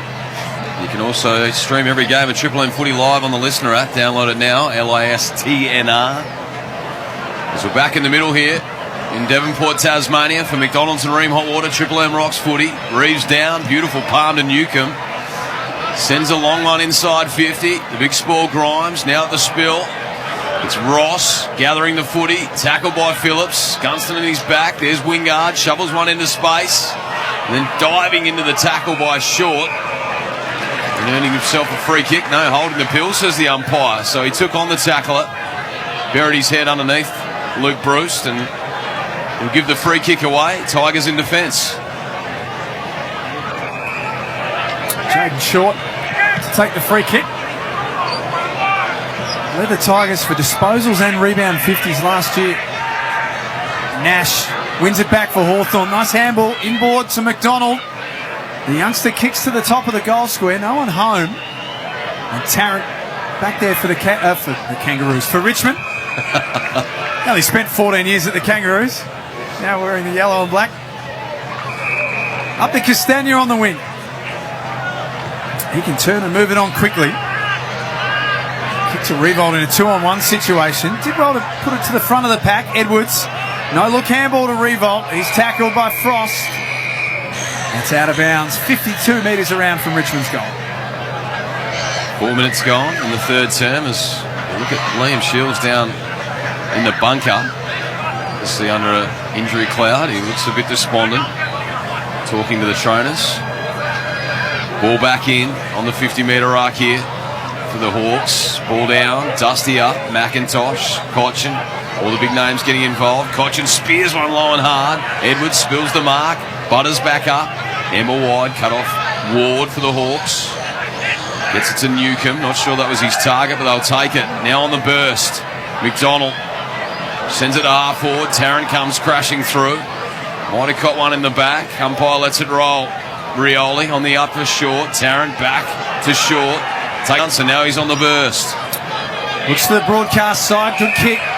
And half forward Castagna has got Bolter driving by. And Bolton on his own inside 50. Scrimshaw came across late and knocked it out of bounds. It might have just caught the boot of Hardwick on the way out.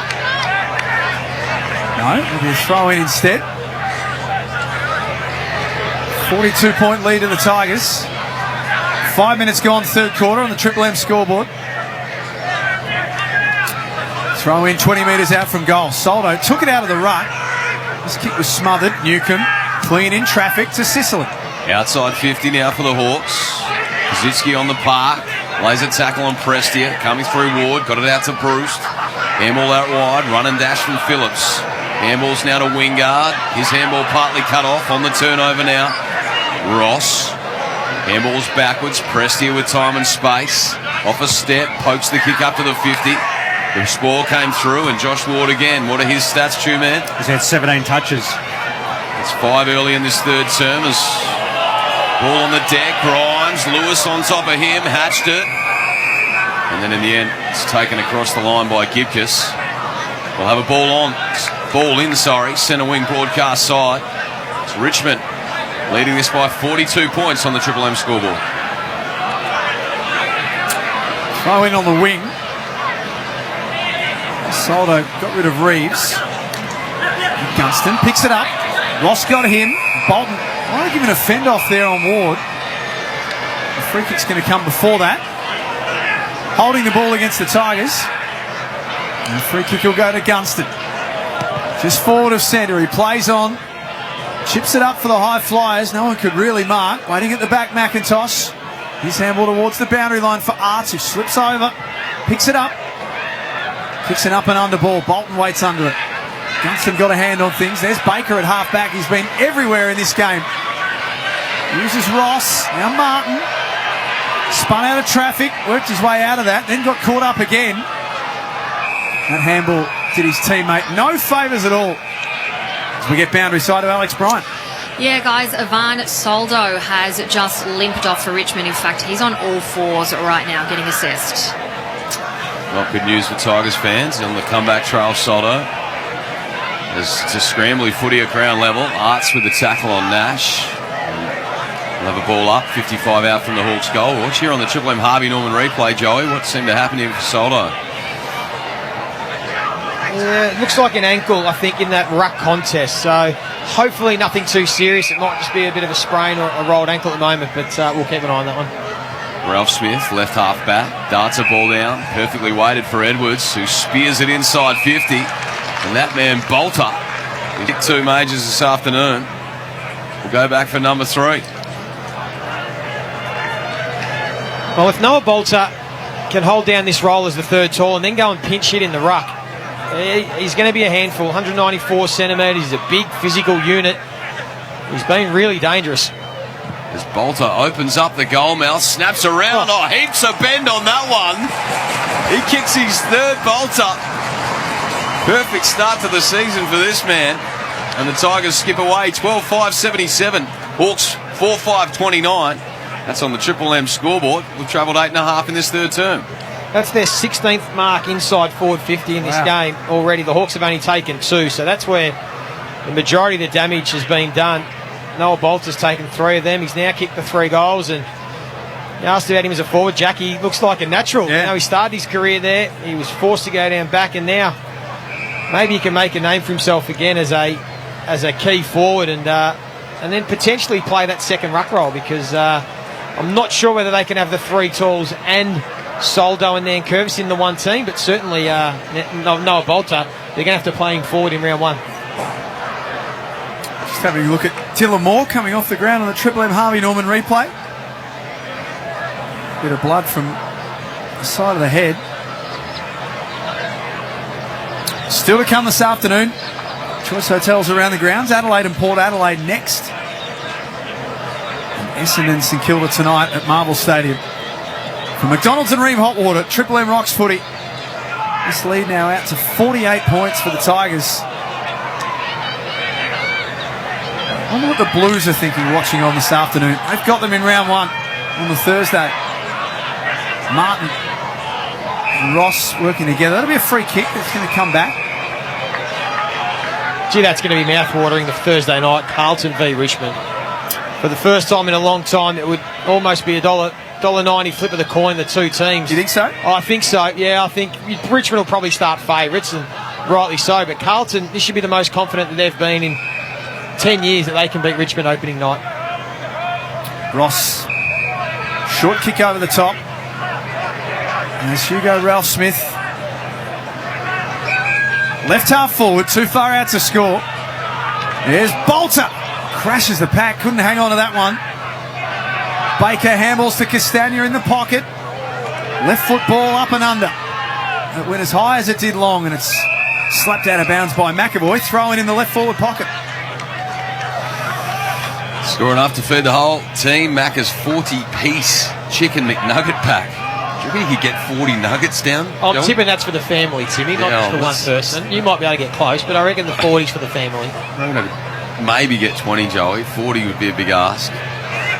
Nash out the back door was looking for Scrimshaw, but missed him. Even 40's a lot for the family. 40's that's a lot of chicken. It's a good go for the family. Half a poultry farm, 40 nuggets. That's... I reckon we'd struggle as a commentary team to get through that, but hey, substantial. Make sure you get into McDonald's and try out the 40 nugget pack. It's out to the 50, and Bruce in the front spot. He just pokes a kick off a step, just the 15 metres, finds Kazitsky. We saw him in a pre-season game last year. Joey tear it up. He's certainly this young man Kazitsky. Fans this one out wide. He showed, best effort. Sorry, Tim. He showed it at AFL level that he was capable. 27 goals for the season, and that was being basically the number one key forward. You'd think with Gunston back in the side, he'd probably get the second best defender, and he really showed some signs. He kicked a couple of bags that he can be a player that the Hawks can build around in the front half. Second most goals for the Hawks last year. It's Josh Gibcus, pick number 9 from last year's draft. It's been busy this afternoon, as has Ralph Smith. He's had a good day. That kick not his best though, chopped off by Reeves, and he handballs to Scrimshaw on his way through. Kicks from the wing and long for Kazitsky. Late fist from Rioli was important. Now the Tigers can clean it up. Ralph Smith, Rioli, lowers the eyes and turns it over to Newcomb. 70 from home. Looks back into the spine, a long one to the top of the square, one-on-one. There is that man, Kazitsky. Picks it up now, handballs out for Bruce. Loves this situation. Taken down by McIntosh. And now they shed around. McGuinness backtracks to Wingard, who was just composed under pressure and found the young gun Ward. 45 from home, slight angle. He points goalward. He thinks he's got the journey here. Pick 7 in last year's draft. 181 centimetres, elite running capacity, and he's shown that today. Yeah, he's been the best Hawk without a doubt. 17 disposals, 13 of those contested, 7 intercept possessions and 4 clearances. So just inside the 50, it's low, it's flat, it's long to the line, and Nankervis ushers it through for a minor score. So Hawthorn 4-6-30, Richmond 12-5-77. It's on the Triple M scoreboard. You know, Josh Ward he's a super coach. Put him in. Oh, yeah. He's a cheap super coach for sure, isn't he, Tune Man? Cash cow. Cash cow, that's the one. That's the terminology. Yep. Get him in. Spoken like a true super coach there, Tune Man. Real super coach nerd, I reckon you are. How much time have you spent on your team in the off season? Have you got spreadsheets up in the office? And I got multiple screens in the study. Don't tell my boss that in regards to my full-time job. Fridays are virtually a write-off. I know you're not joking. That's the thing. Some people might think you're putting mayo on that. That is 100% fact. 10 minutes before three-quarter time. Tigers by 47 points. Just playing around with it a little off half-back. Broad steps back inside. Kicks to the wing. Bolter's contest was good. Enabled Prestia, who was front and centre. Now looks for the lateral kick, which is okay, to McIntosh. And then on the bounce to Castagna at left half forward, turns around, assesses his options, and has Ralph Smith, who had the ball at half back a second ago. He's worked hard to get on the end of this one. And then short. There's Revolt.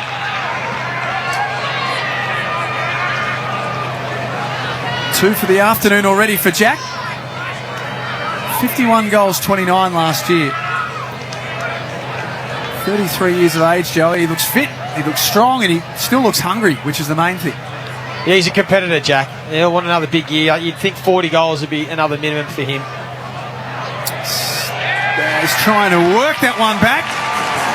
He might have snuck that past those mini goalposts. He's got one in every quarter. The Tigers 13-5-83. Hawthorn 4-6-30 on the Triple M scoreboard. We've been playing 15 minutes in this third quarter. They're 33 years of age, but it's interesting, and Chu, you'll be all over this, for the 4 highest ranked key forwards last season were all over 30 years old. It was Buddy Franklin, it was Taylor Walker, Tom Hawkins, Charlie Dixon, and Tom Hawkins. So it's interesting that these older key forwards are still the most significant players in the game. We spoke about these youngsters that are all coming through, and we know they're highly talented, but the veterans just get the job done. They use their experience, they use their footy craft, they hit the scoreboard, and they still have a big role to play. So you'd think Jack Riewoldt has certainly got another strong year in him.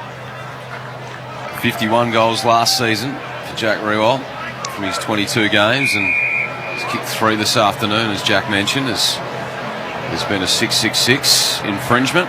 We'll have a ball up in the middle for McDonald's and Ream Hotwater. Looks like Big Max Lynch is almost on for his first time today. Number 18, and the ruck for the Hawks. The ex-Pie. Only managed the 3 games as a Pie. Now he's got ball in hand again. He feeds it back to Scrimshaw, back to Lynch. Couple of possessions in a row as he sends it inside 50. Kaczynski straight down his throat, playing in the front spot, and he'll go back for a set shot here from 40 out, slight angle.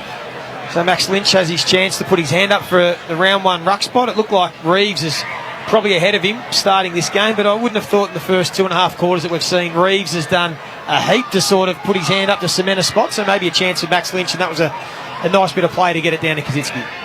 He kicked 5 goals in round 6 against Adelaide, Kaczynski. He lines up here to get his first for the afternoon. He starts it right. Never made its way back. Minor score. Hawthorn 4-7-31. Richmond 13-5-83. Travelled 17 minutes in this third quarter. Triple M scoreboard. He's a bit of an unknown quantity, Max Lynch. Still, he's only played 3 games for Collingwood before he was traded. A lot of Pies fans were pretty disappointed to lose him, but considering that their number 1 ruck's on a 7-year deal, opportunities probably aren't there for Lynch. Riewoldt at half-back. Shovels a handball out for Broad. McIntosh has a fumble. Open the door for Gunston. Kept it moving forward to Wingard. Left forward pocket. Can go with the banana and kick the goal. Hawks first of the quarter, and just a reminder of how clever Chad Wingard is around goals. They get it back to a 6-point difference. Yeah, that's what he can do at ground level. We've spoken the praises of Liam Baker and what he's provided Richmond inside that forward 50 or the front half of the ground, and that's what Chad Wingard can provide for the Hawks. I think now they need him in the front half. If they are to win a number of games this season, they're going to need players like him and Bruce and Gunston to really kick a fair portion of the score, because they are pretty young otherwise, and I think that's where his best spot is now, with the stage of the Hawks' development and the stage of his career, and allow some other youngsters to get a crack through the midfield. You know, Warple should get more opportunity with Newcomb, and then we know once you get O'Meara and Mitchell back and Shields and Phillips, I think this is his best go. Just with Newcomb as well. 6 clearances, Joey, which is the most on the ground, along with his 15 disposals. Ward also with 4 clearances. So remember, they're missing Mitchell and O'Meara, their top 2 clearance winners from last season. Head down the boundary and catch up with one of Tasmania's finest, Alex Bryant. Yeah, Ivan Soldo is back. This is good news for Tigers fans. He twisted his right ankle. He did get that re-strapped in the rooms, but he's back in the contest, guys. He's back live here, Scrimshaw. Up to the 50. Oh, here he is, Newen. Bigoa, yet to make his debut at the senior level. Looking to impress here off the half-back as he takes his time and then sends a long searching one to the outer wing. Soldo just manhandled Ward, but dropped the mark. Ward butters up, gets it to McAvoy. Handball backwards, backtracking Morrison. Treads the boundary and then sends a driving ball down the line. Ralph Smith, front spot. Good sticky mitts by the young man. And he'll go back and settle things at left half-back. A little under 7 minutes left before 3/4 time. Alex Bryant, boundary side. Alex, what part of Tassie are you from? I'm a Melburnian, guys. I don't know if you heard, I caught a flight today with Gil. Well, that makes you a Tasmanian for the day at least. Bolton. Yes, I'm a fun. Tumbling towards goal. Hawks will get out of jail here. It's Phillips. Not sure what to do. It's knocked out of bounds. What made you think that Alex was from Tassie, Tim? Oh, look, usually our boundary riders are from the location, so she's lucky enough to get on the flight. Not only just get on a flight, but just be hanging out with Gil for the day. What a day, Alex. So, she was flown down business. Oysters on the flight, no doubt. Sat next to Gil, had brunch with Gil on a no-carb breakfast. Sorry, Alex. It's been a good day. How's that for a debut on Triple M footy? Yeah, there you go. It rolls out of bounds, another throw in. Straight to the top of the pile. That's it. 13-5-83. Hawthorn 7:37. Triple M scoreboard. Best part of 6 minutes before three-quarter time. There's a 33-point lead for Richmond at quarter time. They really set that game up in the first quarter, kicking 7 goals to 2, and they've been in control ever since. It's Nash dispossessed. Ross has had a good afternoon. Caught a boot on the way out. And over for a throw-in.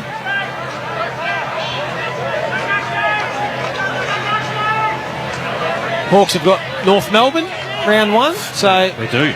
It'd be a game that they would like to win and probably expect to win, but their form over this pre-season has been a little bit of a worry. Obviously, Collingwood had the much better of them for 3 quarters in their pracky match, and then they've been comprehensively outplayed so far in this one. Up to half forward, Wingard couldn't grab the handle. Now Arts falling over. Back onto the chest to Gibkiss. Ricochets back to Arts, and then the tackle from Ward. As a good Kangaroos man, how confident are you for round 1 now? Do you think Kangaroos can be sort of sitting up near the top of the ladder after 1 round? Yeah, then we'll call the season off if they are, shall we? But no, I'm quietly confident that we'll defeat the Hawks, actually, come round 1. Oh. Castagna on the outer wing. Long one looking for Rewalt. All off hands, and Nankervis sees it over. Quietly confident. Horn Francis, cash cow. Oh, yeah, but yeah, too popular. I'm sorry, I got a little bit excited then, but yeah, massive cash cow, Joey, massive. Just be careful how close you're sitting to Two-Man right now, Joey. He's steady, hot and strong, just like a Ream hot water system. There's ball in, sold out of the front, tracks the footy. Just inside the boundary, opts for the right boot, inside out, Nana Castagna went early. Now the spill, Morrison mops up, sends it back out of the 50, but Baker's there, opts for the fly. Lynch at ground level, clean hands, and then darts a little bullet onto the chest of Rewalt, 40 out, 8 metres in from the boundary.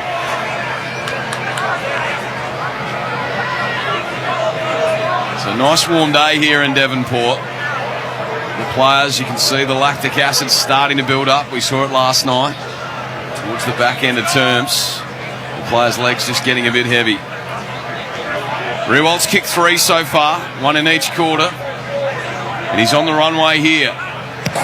Set sail, starts it right. Umpire's working hard to the left and just squeezes it in for a minor score. 13-6-84 the Tigers. Hawks 5-7-37. That's on the Triple M scoreboard. They travelled 23.5 in this third quarter. How many times over summer, Two-Man, have you watched Jason Horn-Francis highlights? And be honest with us. Well, I better not say it out loud if Mrs. Chu's listening, Jack, because that means that's time I haven't been spending with her, but probably the same time as watching the Wayne Carey highlights Jack, back in the 90s, mate. Look out. I'm sensing where that's going. The screen in the spa, and the rest is history, as they say. Ralph Smith rolls that towards the boundary line. With Phillips. Turns around, kicks quickly. He was bumped as he kicked, but it worked out all right. Josh Ward was playing in front. His chance to kick his first.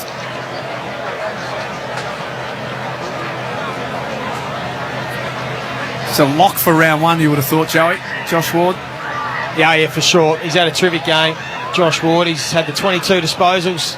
He's played a really nice game. From just inside 50, 45-degree angle. Pushes it wide. Triple M scoreboard. 46-point lead to the Tigers.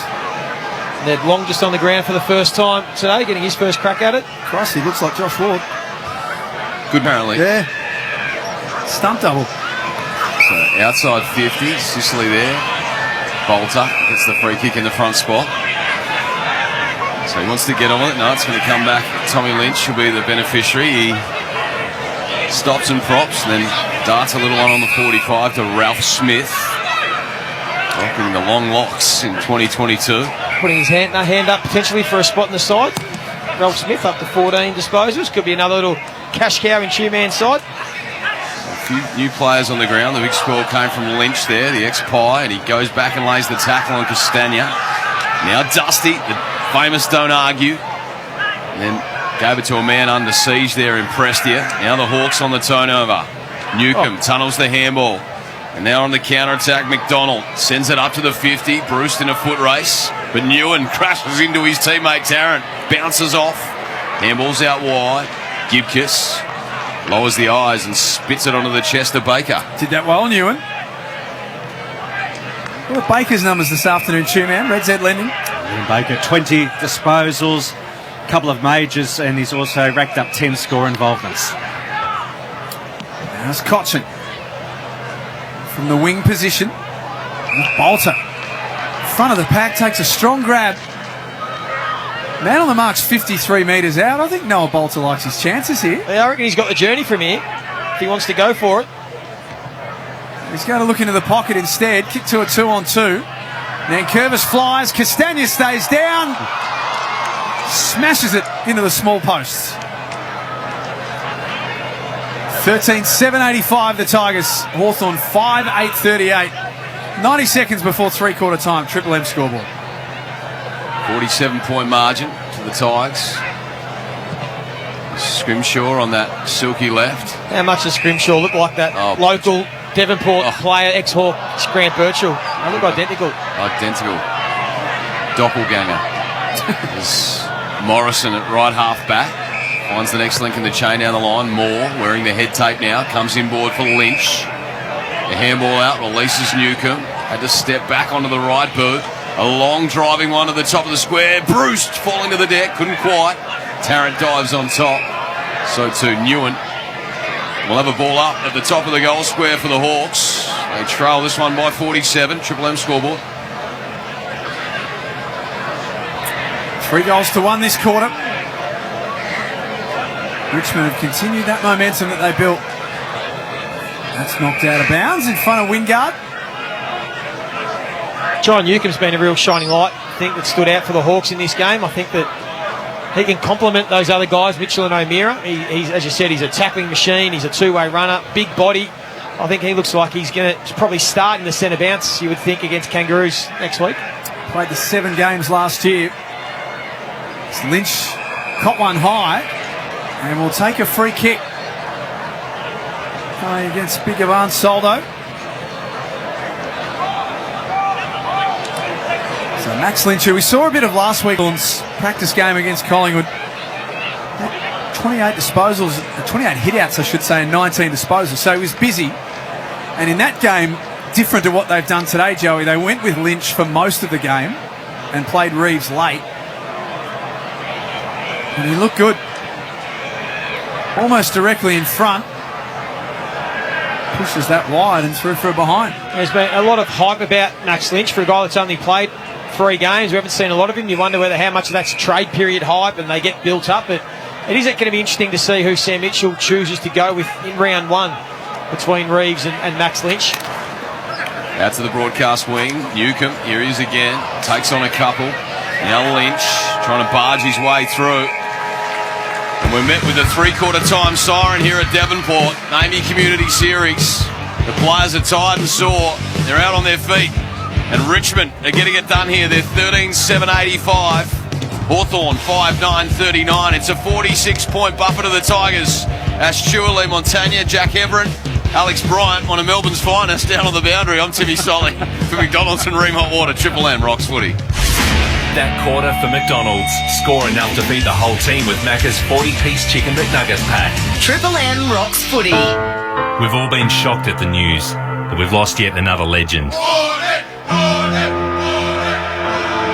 Warnie is one of the few people in any sport who gets to change the game. Tomorrow morning at 9, we remember the great man and revisit his interview with Mark Howard on the Howie Games podcast. The gutting ball definitely changed my life. You know, first ball, it was the perfect leg break. Got voted the ball of the century. To do it first ball in the Ashes series, I think it was just meant to be.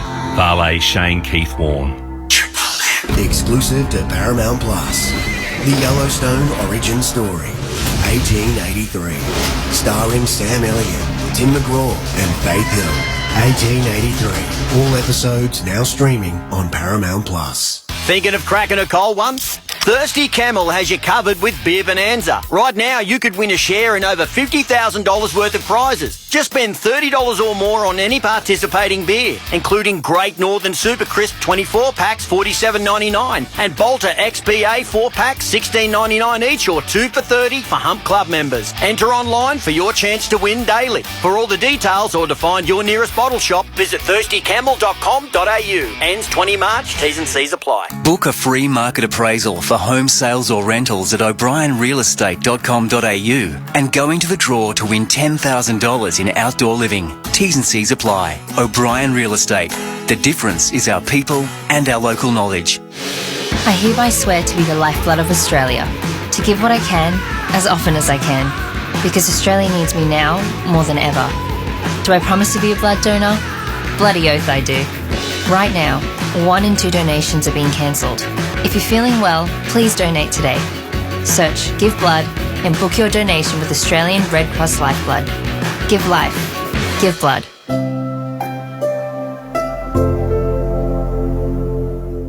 The new Pizza Hut Pakenham is now open. Share good times and celebrate with 2 pizzas and 2 sides for just $19 pickup. Opening special available for a limited time. Find us at 1 Hunt Way, Pakenham. Looking for caravan parts this summer? We've got hoses, pumps, toilet chemicals, awnings, bike racks, even kitchen sinks. With thousands of products in stock, for the best value caravan parts and accessories, see ourvanrv.com.au. Live out in the cold this winter. Illusion and Ultimate can keep your home warm and safe during COVID with an Australian-made gas log fire or wood heater. Sail on now. A warm home is a safe home. Dandenong, Epping, North Geelong. Illusionfires.com.au. On now at Harvey Norman. No better time to buy. With great deals on AEG sleek, seamless, superior matte black appliances. Save up to $500 on selected AEG kitchen appliances. Save up to $200 on selected AEG laundry appliances. Save up to an additional 10% when you package selected AEG washers and dryers. All with AEG 5-year warranty. Terms and conditions apply. See store for details. This is a limited time offer. Must end 31st March. Great deals on AEG appliances on now at Harvey Norman. Get ready for an unmissable season of NBL live on ESPN with KO. Delhi's home. Delhi's the champion. Plus Usman Dieng, Kai Soto, Bryce Cotton and Joe Chi. NBL is here. Watch every game live on ESPN with KO. Triple M rocks footy. This quarter for Ream. Steady, hot and strong. Install the Ream. 46-point lead. It's three-quarter time for the Tigers. 13-7-85 to Hawthorn 5-9-39. From McDonald's and Ream Hot Water, Triple M Rocks Footy, Joey Montagna, Tim Solly, Jack Heverin, Ash Stewart, Alex Bryant. For the first of a triple header on Triple M Footy, Adelaide and Port Adelaide next. Essendon and St Kilda to come a little bit later on tonight as well from Marvel Stadium. Joey, it was another good quarter for the Tigers, 3-1.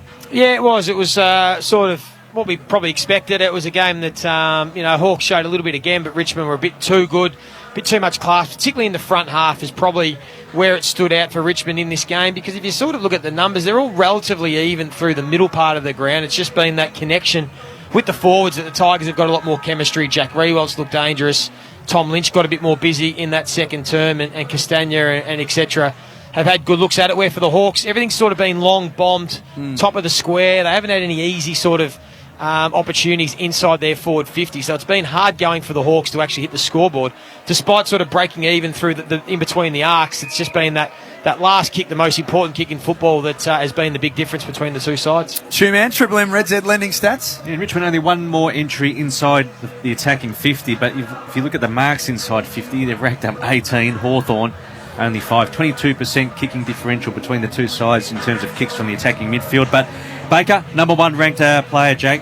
21 disposals, a couple of goals, 10 score involvements. Ward, 22 touches and 5 clearances for the Hawks. Timmy, I know there's a quarter to go here at Devonport Oval, but is this about what we expected? Like, if this was a game played during the season, would you sort of think there's about 40-odd points between these two teams? Oh, look, I guess so, Jacko, if you want to be straight shooting down the line about it. But I think, like we talked in the break and what Joey said there's a few players missing out of this Hawthorn side. I think Giath really lit it up last year. They're going to welcome him back. Tommy Mitchell's obviously not there. So, look, there's a few out here for the Hawks today. It's a good opportunity to play some of these young kids. We've obviously seen Josh Ward come to the fore today, and he'll be a starter come round one. So there's a lot of positives for Hawthorn, even if they go down by 40. And for the Tigers, well, they look like they're back in contention in 2022. It's a really interesting first 3 weeks they've got, Richmond. If you think of teams that are going to be around that same sort of mark as them, Carlton, GWS at home, and St Kilda at Marvel in the first 3 weeks. Get a good gauge on the Tigers early. Joey, who's been working in media for a little while now, has just worked out how to put headphones on. How are you going, Joey? No, I got myself in a bit of a not there, but done yourself a bit of mischief, Keithy. Yeah. I have. For McDonald's and Ream Hot Water. Is that better, Ramsey? Triple M Rocks Footy. Gee, I wish the Triple M family could have seen that. I think he didn't even notice until Rabs pulled him up on it. I was quite comfortable. Tap down, Warple, claimed by Ross, out to the outer wing. McIntosh worked off it by Phillips, and now Ward again, racking him up, got it out, Warple, around his body, just tumbles one end on end. Now, big Max Lynch against Short. Short did well, got it up to Rioli. Little chiseling ball out, Castagna tried to turn out of the tackle, just threw it out into space. Short there to collect. Darts one sideways, McIntosh there, couldn't pick it up. Competing hard, Phillips. Here's Newen. He's a likely tight, good size. He sends the kick up to half forward, but it's chopped off by Scrimshaw. Talk about those first 3 weeks. Scrimshaw looks the centre half back. Port Adelaide in round 2 for Hawthorn, and then a Sunday afternoon against Carlton at the MCG in round 3. And a testing start for them as well. There's not many easy ones, is there, in AFL? It's very hard to get a win. I mean, you look at fixtures and very rarely do you sort of pencil down some wins, so it's going to be tough. And that's why we said you want to try and still finish with a strong last quarter here if you're Hawthorn, just to make sure you've got a bit of confidence with your system going into a huge game against the Kangaroos round 1. Broad went without it. Wingard tried to kick it off the ground. Couldn't get it past Newell, who was playing almost as a goalkeeper in that last line. Ball ricochets off hands and another ball up. And 40 metres around from goal. Richmond lead by 46 points on the Triple M scoreboard.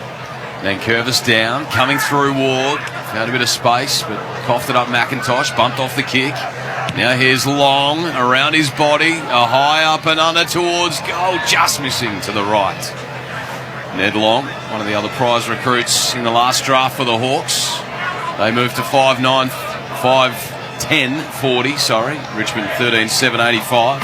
That's on the Triple M scoreboard. First look at that Ned Long. He's a good size, 193 centimetres, 92 kilos. Just the prototype of the modern midfielder these days, Jack.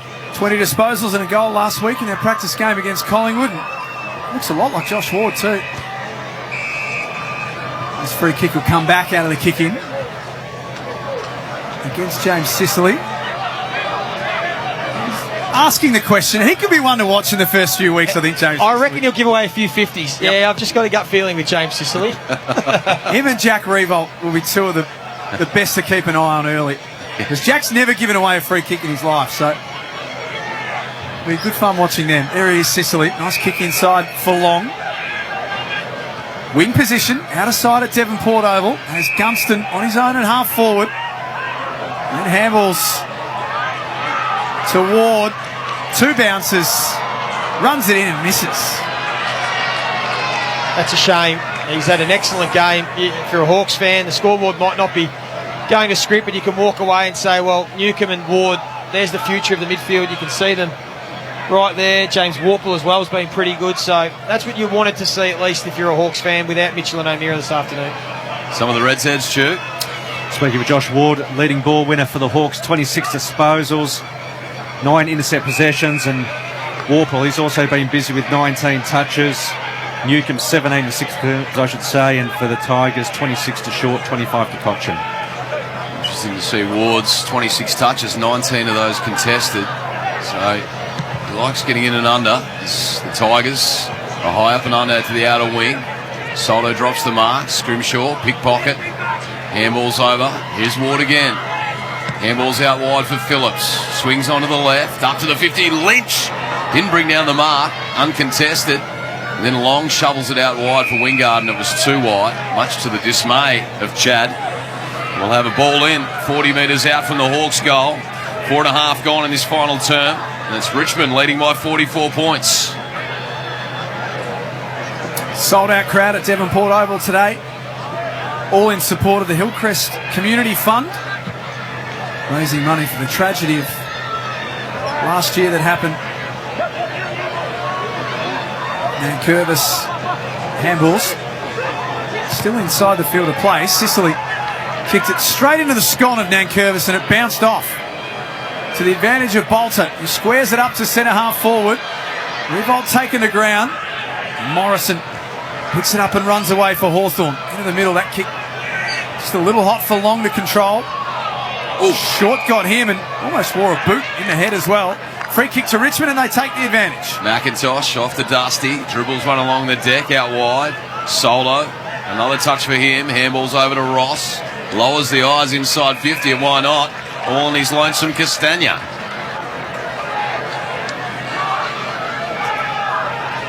So just easy footy on the rebound there for the Tigers. And Castagna, who kicked one in the first term, line up here for number 2.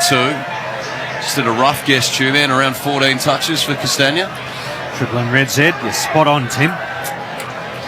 Thought so. So Castagna on the runway, a little skip and a hop. Sends the drop punt on its way across the face. Lynch opts for the spoil and belts it through for a one behind. Hawthorn 5-11-41, trailing Richmond 13-8, 86. Triple M scoreboard.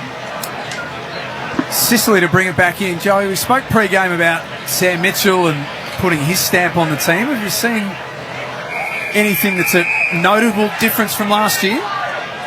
Not really. It's been hard to get a really good gauge of sort of Hawthorn's style this afternoon. I thought early they maybe were trying to be a bit too perfect with the ball. You know, they were trying to find uncontested marks and come through the corridor and hit those ones where other teams are prepared to be a bit imperfect and kick it long, get to a contest, where the Hawks tried to avoid that. So interesting to just keep an eye on them over the next few weeks, how they look like they're going to stack up. Here's McIntosh who picks it up, 40 metres out, turns around, and is touched on the line by Frost. 13-8-86 the Tigers. Hawthorn 5-11-41. 7 minutes played in this final quarter. Triple M scoreboard. Scrimshaw delivers to Hardwick. Left back pocket. He's got the run on here from Scrimshaw. So he gives it to him now and then darts a ball low and flat about 30 metres into the chest of Lewis, who bites off an audacious kick into the middle. McGuinness. Just the 3 games for that man. Good build up here. Ward. Handballs off to Warple. From 49, a long-range bomb out to the left. Minor score. So a few opportunities this quarter for the Hawks, unable to capitalise. That was probably the passage of ball movement that we probably think that they want to play. It was a kick from Scrimshaw, was a low squeeze kick to the half-back flank. Then they came into the corridor, got some overlap, and it looked good, but it's also the fourth quarter of a game where the pressure's worn off. So is that sort of style going to hold up when the pressure's red hot? Because that's probably what they tried to do early in the game that was affecting them. Ross out wide. Has Martin following up. Outer side wing. Brings it back inboard to Bolton. It's such a good mark for a player of his size. Marks and lands on his feet. Unselfishly shares with Soldo. The big man kicked a running banana from 15 metres out and misses. Just not sure that the running banana is in the bag of trip for Ivan Soldo. I think that's pretty clear. Someone didn't tell him that, Jack. Swim between the flags, perhaps. Choice hotels around the grounds, Tuban. The game's later on today. We've got Port Adelaide taking on the Adelaide Crows, followed by Essendon versus St Kilda at Marvel Stadium this evening. Thanks, Tubac. There'll be a minute of silence tonight for the great SK Warren, who unfortunately passed away in the last 24 hours. We're all still a bit stunned as Frost sends one of those frost balls, as Bernie Vince likes to call them, outside 50. Gibcus parked underneath. Will send the Tigers back into attack. 9 minutes gone in this final term.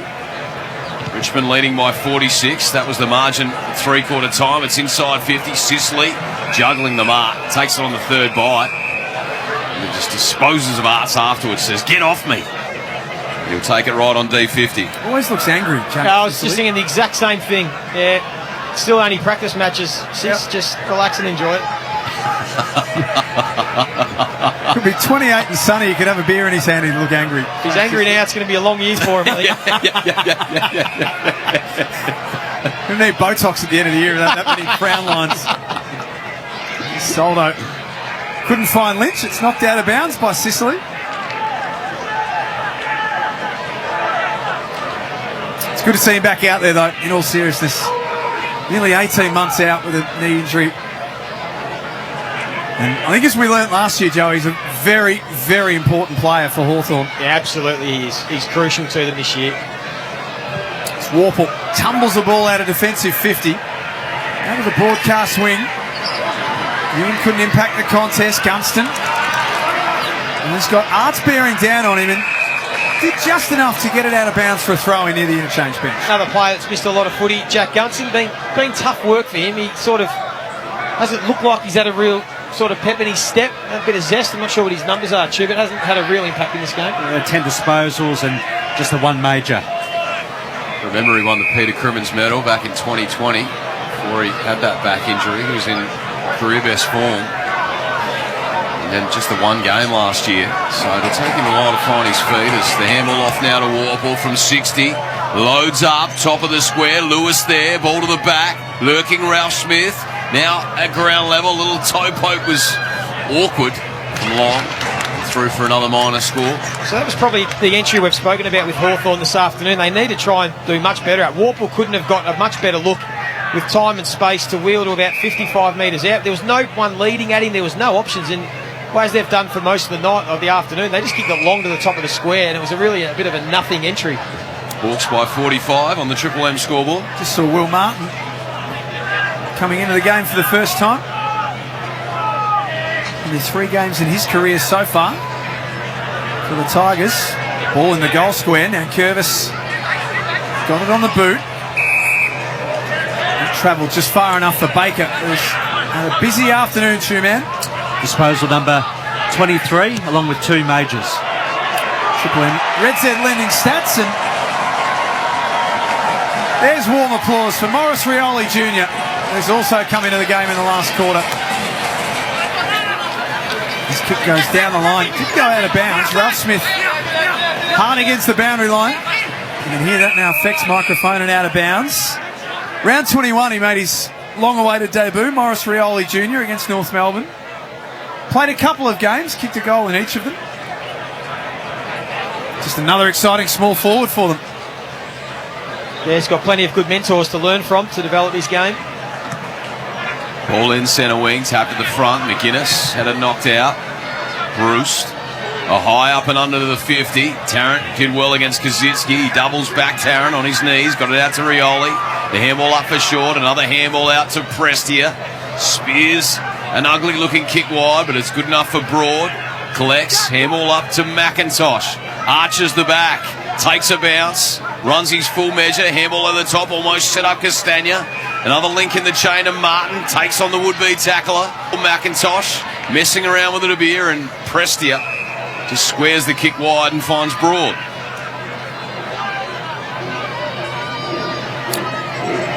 "13 minutes gone in the last quarter. I haven't seen a goal so far either.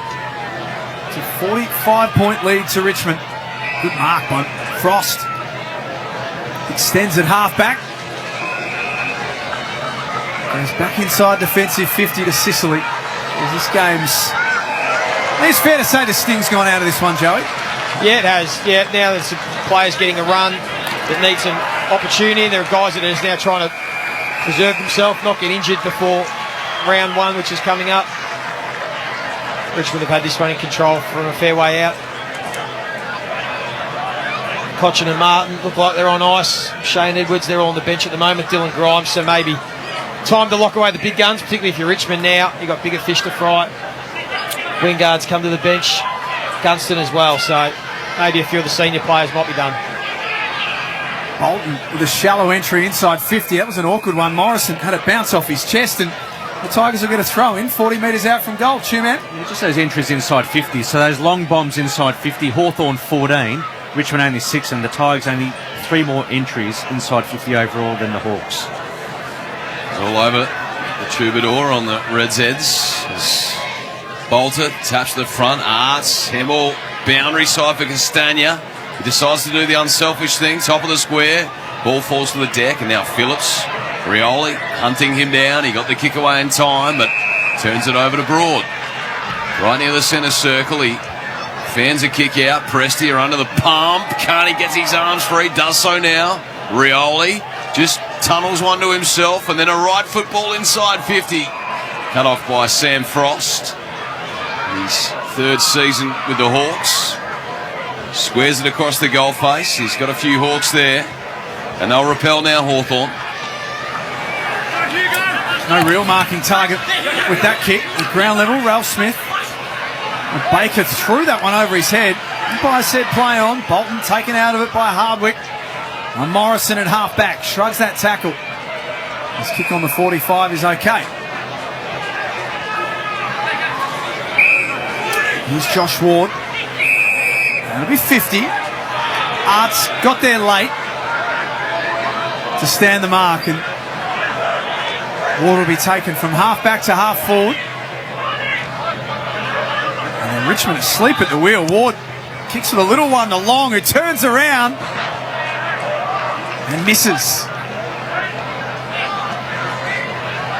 Shown a bit in this last quarter, Ned Long. Always helps though. He's had the 8 disposals, I think, in this last term. Always, the 7 so far. Ewan, right half back, 197 centimetres. Pumps it hard and long, and when the block came, it's going to go against McAvoy. Tommy Lynch will take it on the outer wing. Not sure how we look at it as a Hawks fan. If Josh Ward's clearly been the best player, is it a positive that a young man that hasn't even played a game yet is your best player, or is it a bit of a concern that some others haven't been able to necessarily carry the load in this practice game? 29 disposals now for Ward, 19 contested, which there's only one other Hawk that is in double figures for contested possessions. See a few of the boys on the Devonport Hill on the Great Northerns.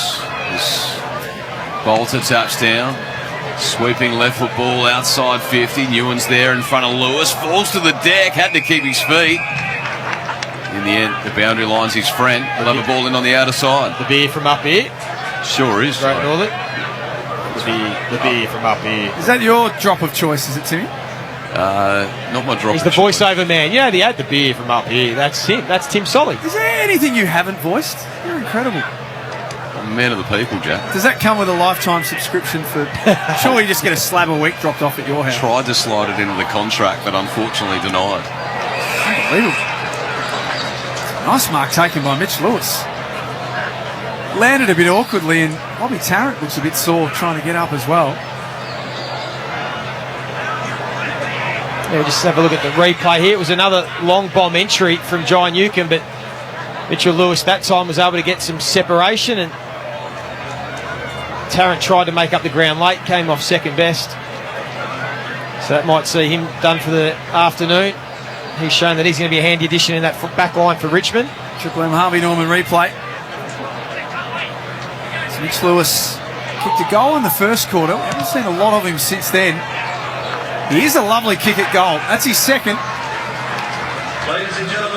We had to wait until the 18-minute mark of this fourth quarter for the first goal of the game, as 8,500 people, 8,412 to be precise, in the house today at Devonport Oval, with all funds raised going to the Hillcrest Community Fund. Yeah, that's a great crowd, 8,500 to a AAMI Community Series game. So well done to everyone at Devonport. Hopefully they have raised some money and will continue to raise some more for the Hillcrest community.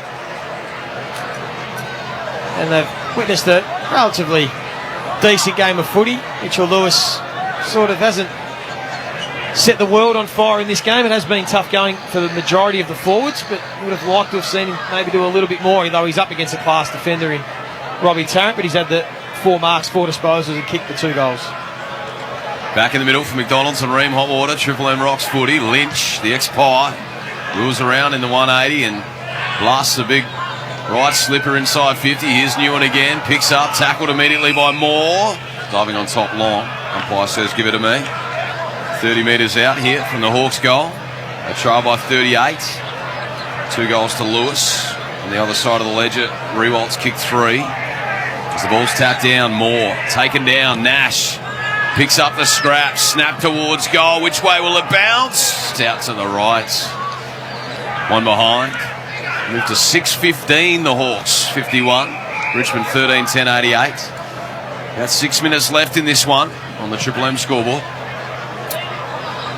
Ralph Smith from the back pocket, only as far as Scrimshaw. Kicks on his right foot, which is his wrong foot, and turns it over. And Prestia from centre half back and short, a little wider, at left half back, and then Prestia follows up once again, just fattening up those numbers late in the game. Here's Will Martin, made his debut in round 4. Played 3 games in his first season. He was from just outside 50. Lynch was taken out and will get a free kick. There were 3 Hawks defenders there. All of them took their eye off the footy, and all of them made sure that Tom Lynch couldn't get a run at it. And the umpire was there waiting to pay a free kick. Well, if you look at it there, Triple M Harvey on the replay, 4 Hawks. So poor communication that one of them didn't call out for someone to fly. They all stood around, looked at each other, no one committed. It's going to give Tom Lynch a goal, you would think. Straight in front. Makes that his second. It's a 43-point lead for the Tigers. It's been around that mark for most of the day. 14-10-94, leading the Hawks 6-15-51. Tick under 5 minutes left in this one. Just some players who have missed a lot of footy through injury over the past year or so. Well, Dustin Martin, 26 disposals and 4 clearances. Soldo, 9 disposals, 11 hit-outs, 5 of those to advantage. He's played about 60% game time for the Hawks. Sicily, 17 disposals, 5 marks. A couple of those are intercept marks. And Jack Gunston, as you spoke about just a short while ago, Joey, 10 possessions, and he's kicked a major. And Tom Lynch, big year for Tom Lynch. You'd like to see him bounce back. 2019, his first year at the Tigers when they won the flag. He kicked 63 goals. Since then, he kicked 32 goals in 2020, 35 goals in 2021. So you'd like to see that back up over 50 plus if you think Richmond are going to be a chance to win the flag this year. Another entry here for the Hawks. Gibcus. So much hope on this young man as he tracks that footy with Broad across the line where the 50-metre arc meets the boundary. Attacking end for the Hawks. Righty a radio dial. 4.5 minutes left in this final term. All the steam's been taken out of this one. But a great turnout for Devonport today. 8,500. About 5,500 there last night, wasn't there, Chu? So yep, a really good turnout today for Devonport for the pre-season Community Cup. There's been a whistle from the umpire off the play. Young Baker had been decked. Liam Baker started with fire in his belly. Plenty of touches early. He's got it up to 25 touches so far. We had about 15 of those in the first quarter. He was busy early as he just massages a kick wide for Rioli. Still at left half back here for the Tigers. Squares the ball inboard. Newen. He's building nicely. What are his stats so far, Tuman? Disposal number 7. He's taken 4 marks. Came on halfway through that third term. Luckily tight. It's Broad now from the centre circle. Fans it out wide. Ralph Smith with the long locks. Just looks up, directing traffic, and then bombs it high in. Hardwick from the side. Gives the big spoil. At the spill, Ross. Taken in the tackle by Long. Pinned the arm, holding the ball.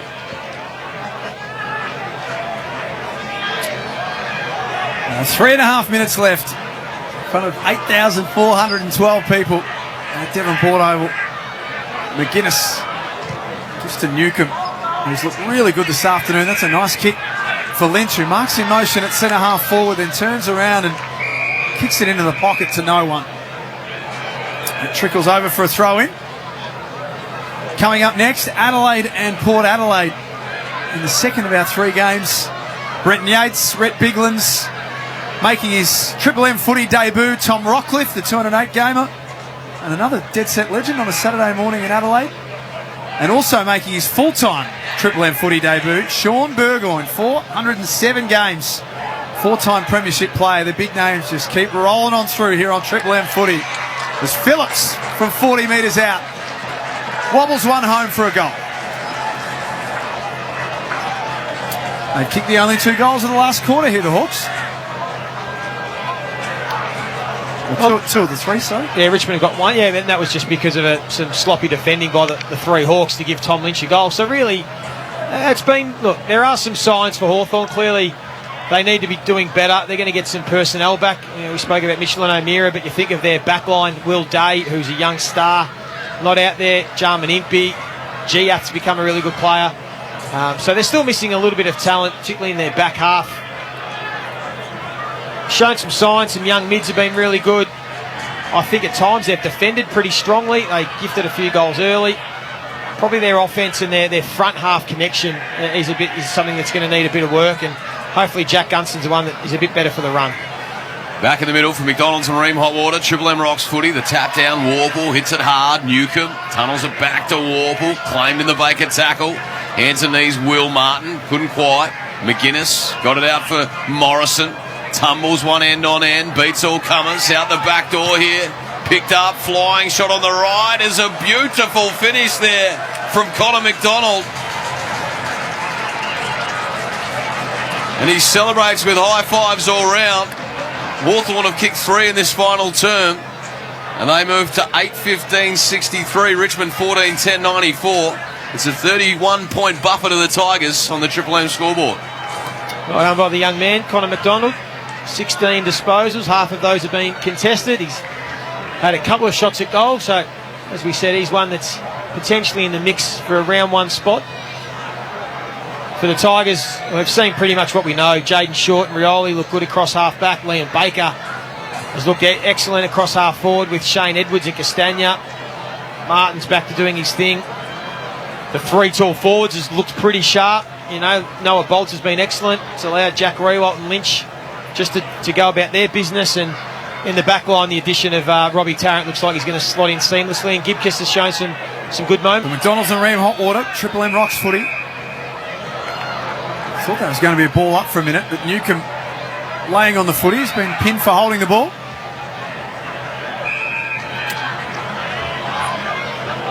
Nankervis receives on the outer wing. Handball off to Rioli.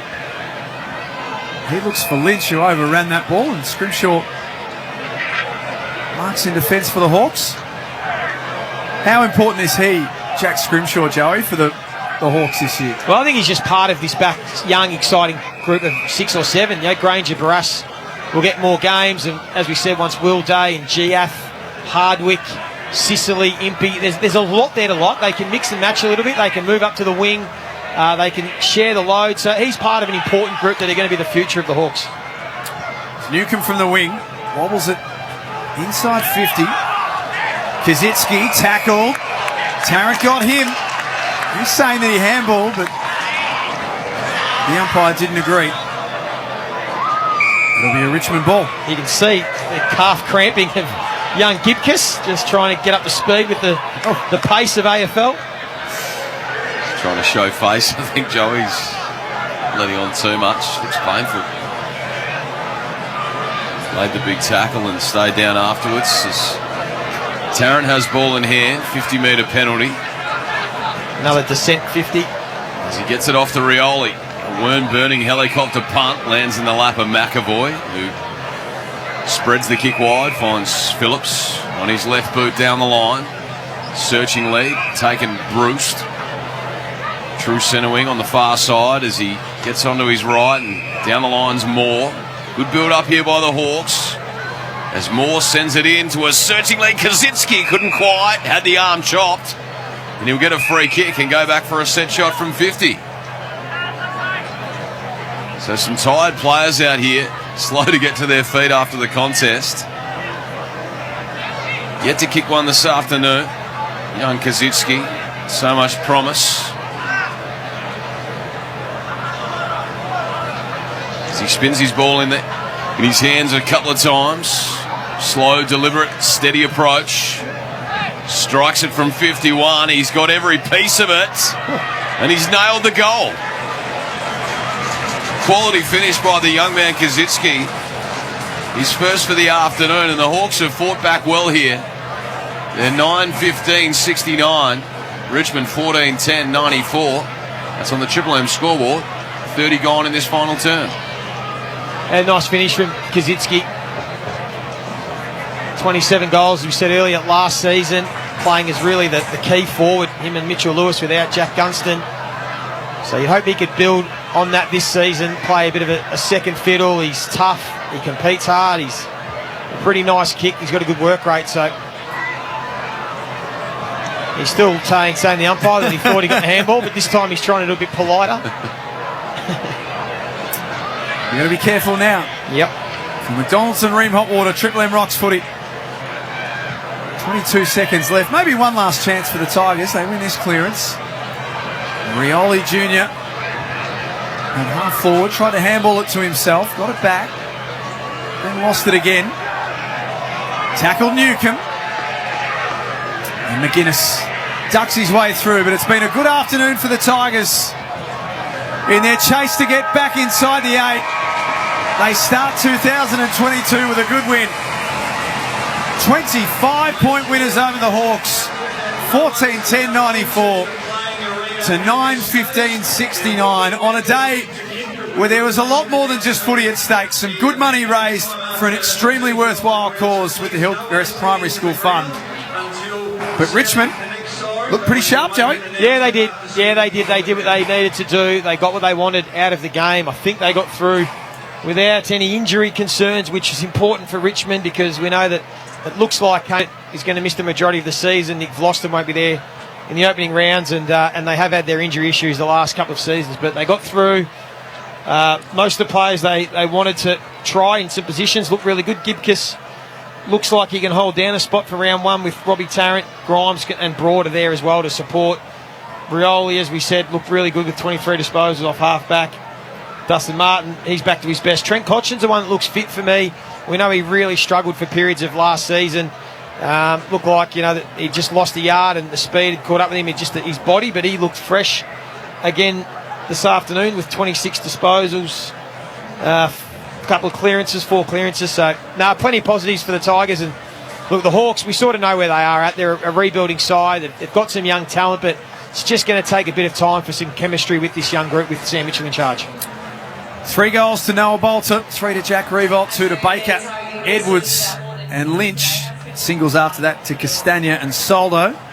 For the Hawks, 2 to Mitch Lewis, singles to McAvoy, Gunston, Wingard, Phillips, Bruce, Kazitsky and McDonald. As Ben McAvoy is talking to Fox Footy. What we do, so hopefully brought a little bit of joy to some people today. So it'd be nice to bring the footy community together. Yeah, it's absolute tragedy. It's great to be able to play a small part, as Mac has said, and wrap our arms around a great community. And I hope everyone enjoyed the game today. It was a great contest, and all our thoughts are with the community. I think Declan would have, the former Hillcrest student who presented the match ball. He was decked out in Tigers gear. He would have been happy with what he saw today. Were you as captain? Yeah, hopefully he was. It was a good hit out today, and hopefully we're building towards some good performances in the next week or so, and leading up to round one. Good to see the stars back, and good to see some youth coming through at Hawthorn. Josh Ward. He's certainly got to be a certainty for round one, doesn't he? Yeah, absolutely. He's a really special player, and saw Ned Long as well today, and Connor McDonald. So really pleased with our young guys. Unfortunately, not the result we wanted today. So full credit to Nank and his boys. They're just a bit too good for us today, but plenty for Hawks fans to be excited about. Well done to both of you and your clubs for being a part of today, and see you round one. Ben McAvoy and Toby Nankervis talking to Kath Loughlin, courtesy of Fox Footy. Let's get down to Alex Bryant. Just one last check on the injuries for the afternoon, Alex. Yeah, the good news is that there is nothing major to report ahead of round one. Richmond's Dion Prestia, he had no issues in that final term. He did have ice on his right hand late in the second half. Dylan Grimes and Ivan Soldo both had ankle issues. They both came back on the field. Soldo did re-strap. And again, for Hawthorn, nothing major. Liam Shields was assessed in the rooms, but he came back on. And guys, one last point, I did not fly business down here. It's not what I've heard, but Alex, thank you very much. Outstanding from you this afternoon. Enjoy the trip back.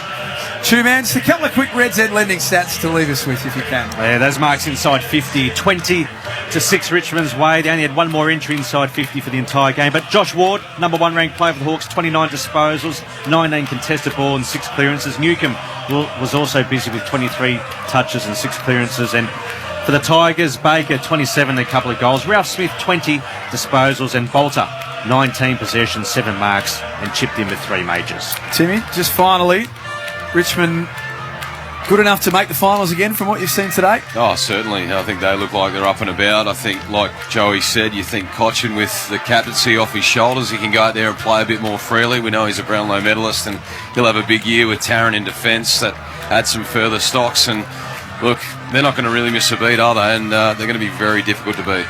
Joey, you agree with that? Yep, spot on. I think that I've got them fourth, fifth, that area. I think that we've seen their style. It still stacks up. If the only question for them is 2 things. If they've got the hunger and the desire, which I think they do, and if they can stay fit and healthy. If they get banged up again, they'll struggle. But otherwise, their personnel, their game style, their commitment to the cause all stacks up, which means they should be definitely a top 16. Big thanks to everyone for being with us today. Big thanks to you, Joey, and to Two-Man, and to Alex down on the boundary, to Timmy Solly, always a pleasure, to Leroy, to Jace, and to Rabsy, and to everyone for being with us. Stick around, Triple M Footy. More to come next as Adelaide take on Port Adelaide. Brenton Yates, Rhett Biglands, Tommy Rockcliffe, and Sean Burgoyne coming up next. For McDonald's and Ream Hot Water, don't you forget, Triple M rocks footy. That quarter for Ream. Steady, hot and strong. Install the Reams. Triple M rocks footy. Shut up! The footy's on Triple M! Straight after this game, join the Temper Mattress call team for the Crows and Power. What have the Adelaide Crows got? Port Adelaide have hit the front. For Ream Hot Water and McDonald's, Triple M rocks footy. I'm energy smart and money smart. I want to save energy and spend less on energy. I choose HPM, Australia's most trusted lighting products. Did you know LEDs use 85% less energy than halogen bulbs? Switching to HPM LED downlights is an easy way to use less energy and save on energy bills. And because they produce less heat, they help keep your home cooler over summer. HPM, a brand of Legrand at leading hardware stores. hpm.com.au. Exclusive to Paramount Plus. The Yellowstone Origin Story. 1883. Starring Sam Elliott, Tim McGraw and Faith Hill. 1883. All episodes now streaming on Paramount Plus. What's your health worth to you? If you're working around the clock, your health must come first. Nature Bee Power Pollen can help support your immune defences when you're burning the candle at both ends. The secret to Nature Bee is the process of potentiation. It means it's much easier for the body to digest, which means all those micronutrients are absorbed into the body. Grab 6 months supply for $140 plus delivery and get a bottle of Omega-3 for free. Get 10% off your first order at powerpollen.com.au. Hey party people, Buddy the Quokka here. You know, I may be tiny, but I've got a big power ballad full of love in my heart for HBF. In fact, you can hear it. Yeah, because it's out now on your internet machine. I particularly love the verse about HBF having no shareholders to pay, which means funds can go towards services that benefit members. Mic drop. HBF's all for members and not for profit. Join today. Oh, if I broke that, I'm in trouble. We've been proudly serving Australia for 50 years, and to celebrate, Liquorland has offers like an extra $2 off any 4, 6 or 8 pack of beers when you scan your Flybuys card. So head into your local Liquorland today. Terms and conditions apply. Buying a home can be hard work. Whether you're working out your loan repayments, 3 plus 5, no, or working out what a property is worth. That's why CommBank has easy-to-use calculators and lending specialists who partner with you for every step of your home buying journey, so that easier home buying is at your fingertips. Aha! Search CommBank Home Loans. Conditions, fees and charges apply. Triple M's the home of rock, sport and comedy. Now with Marty Sheargold for breakfast. After 4, I'll need a change of undies.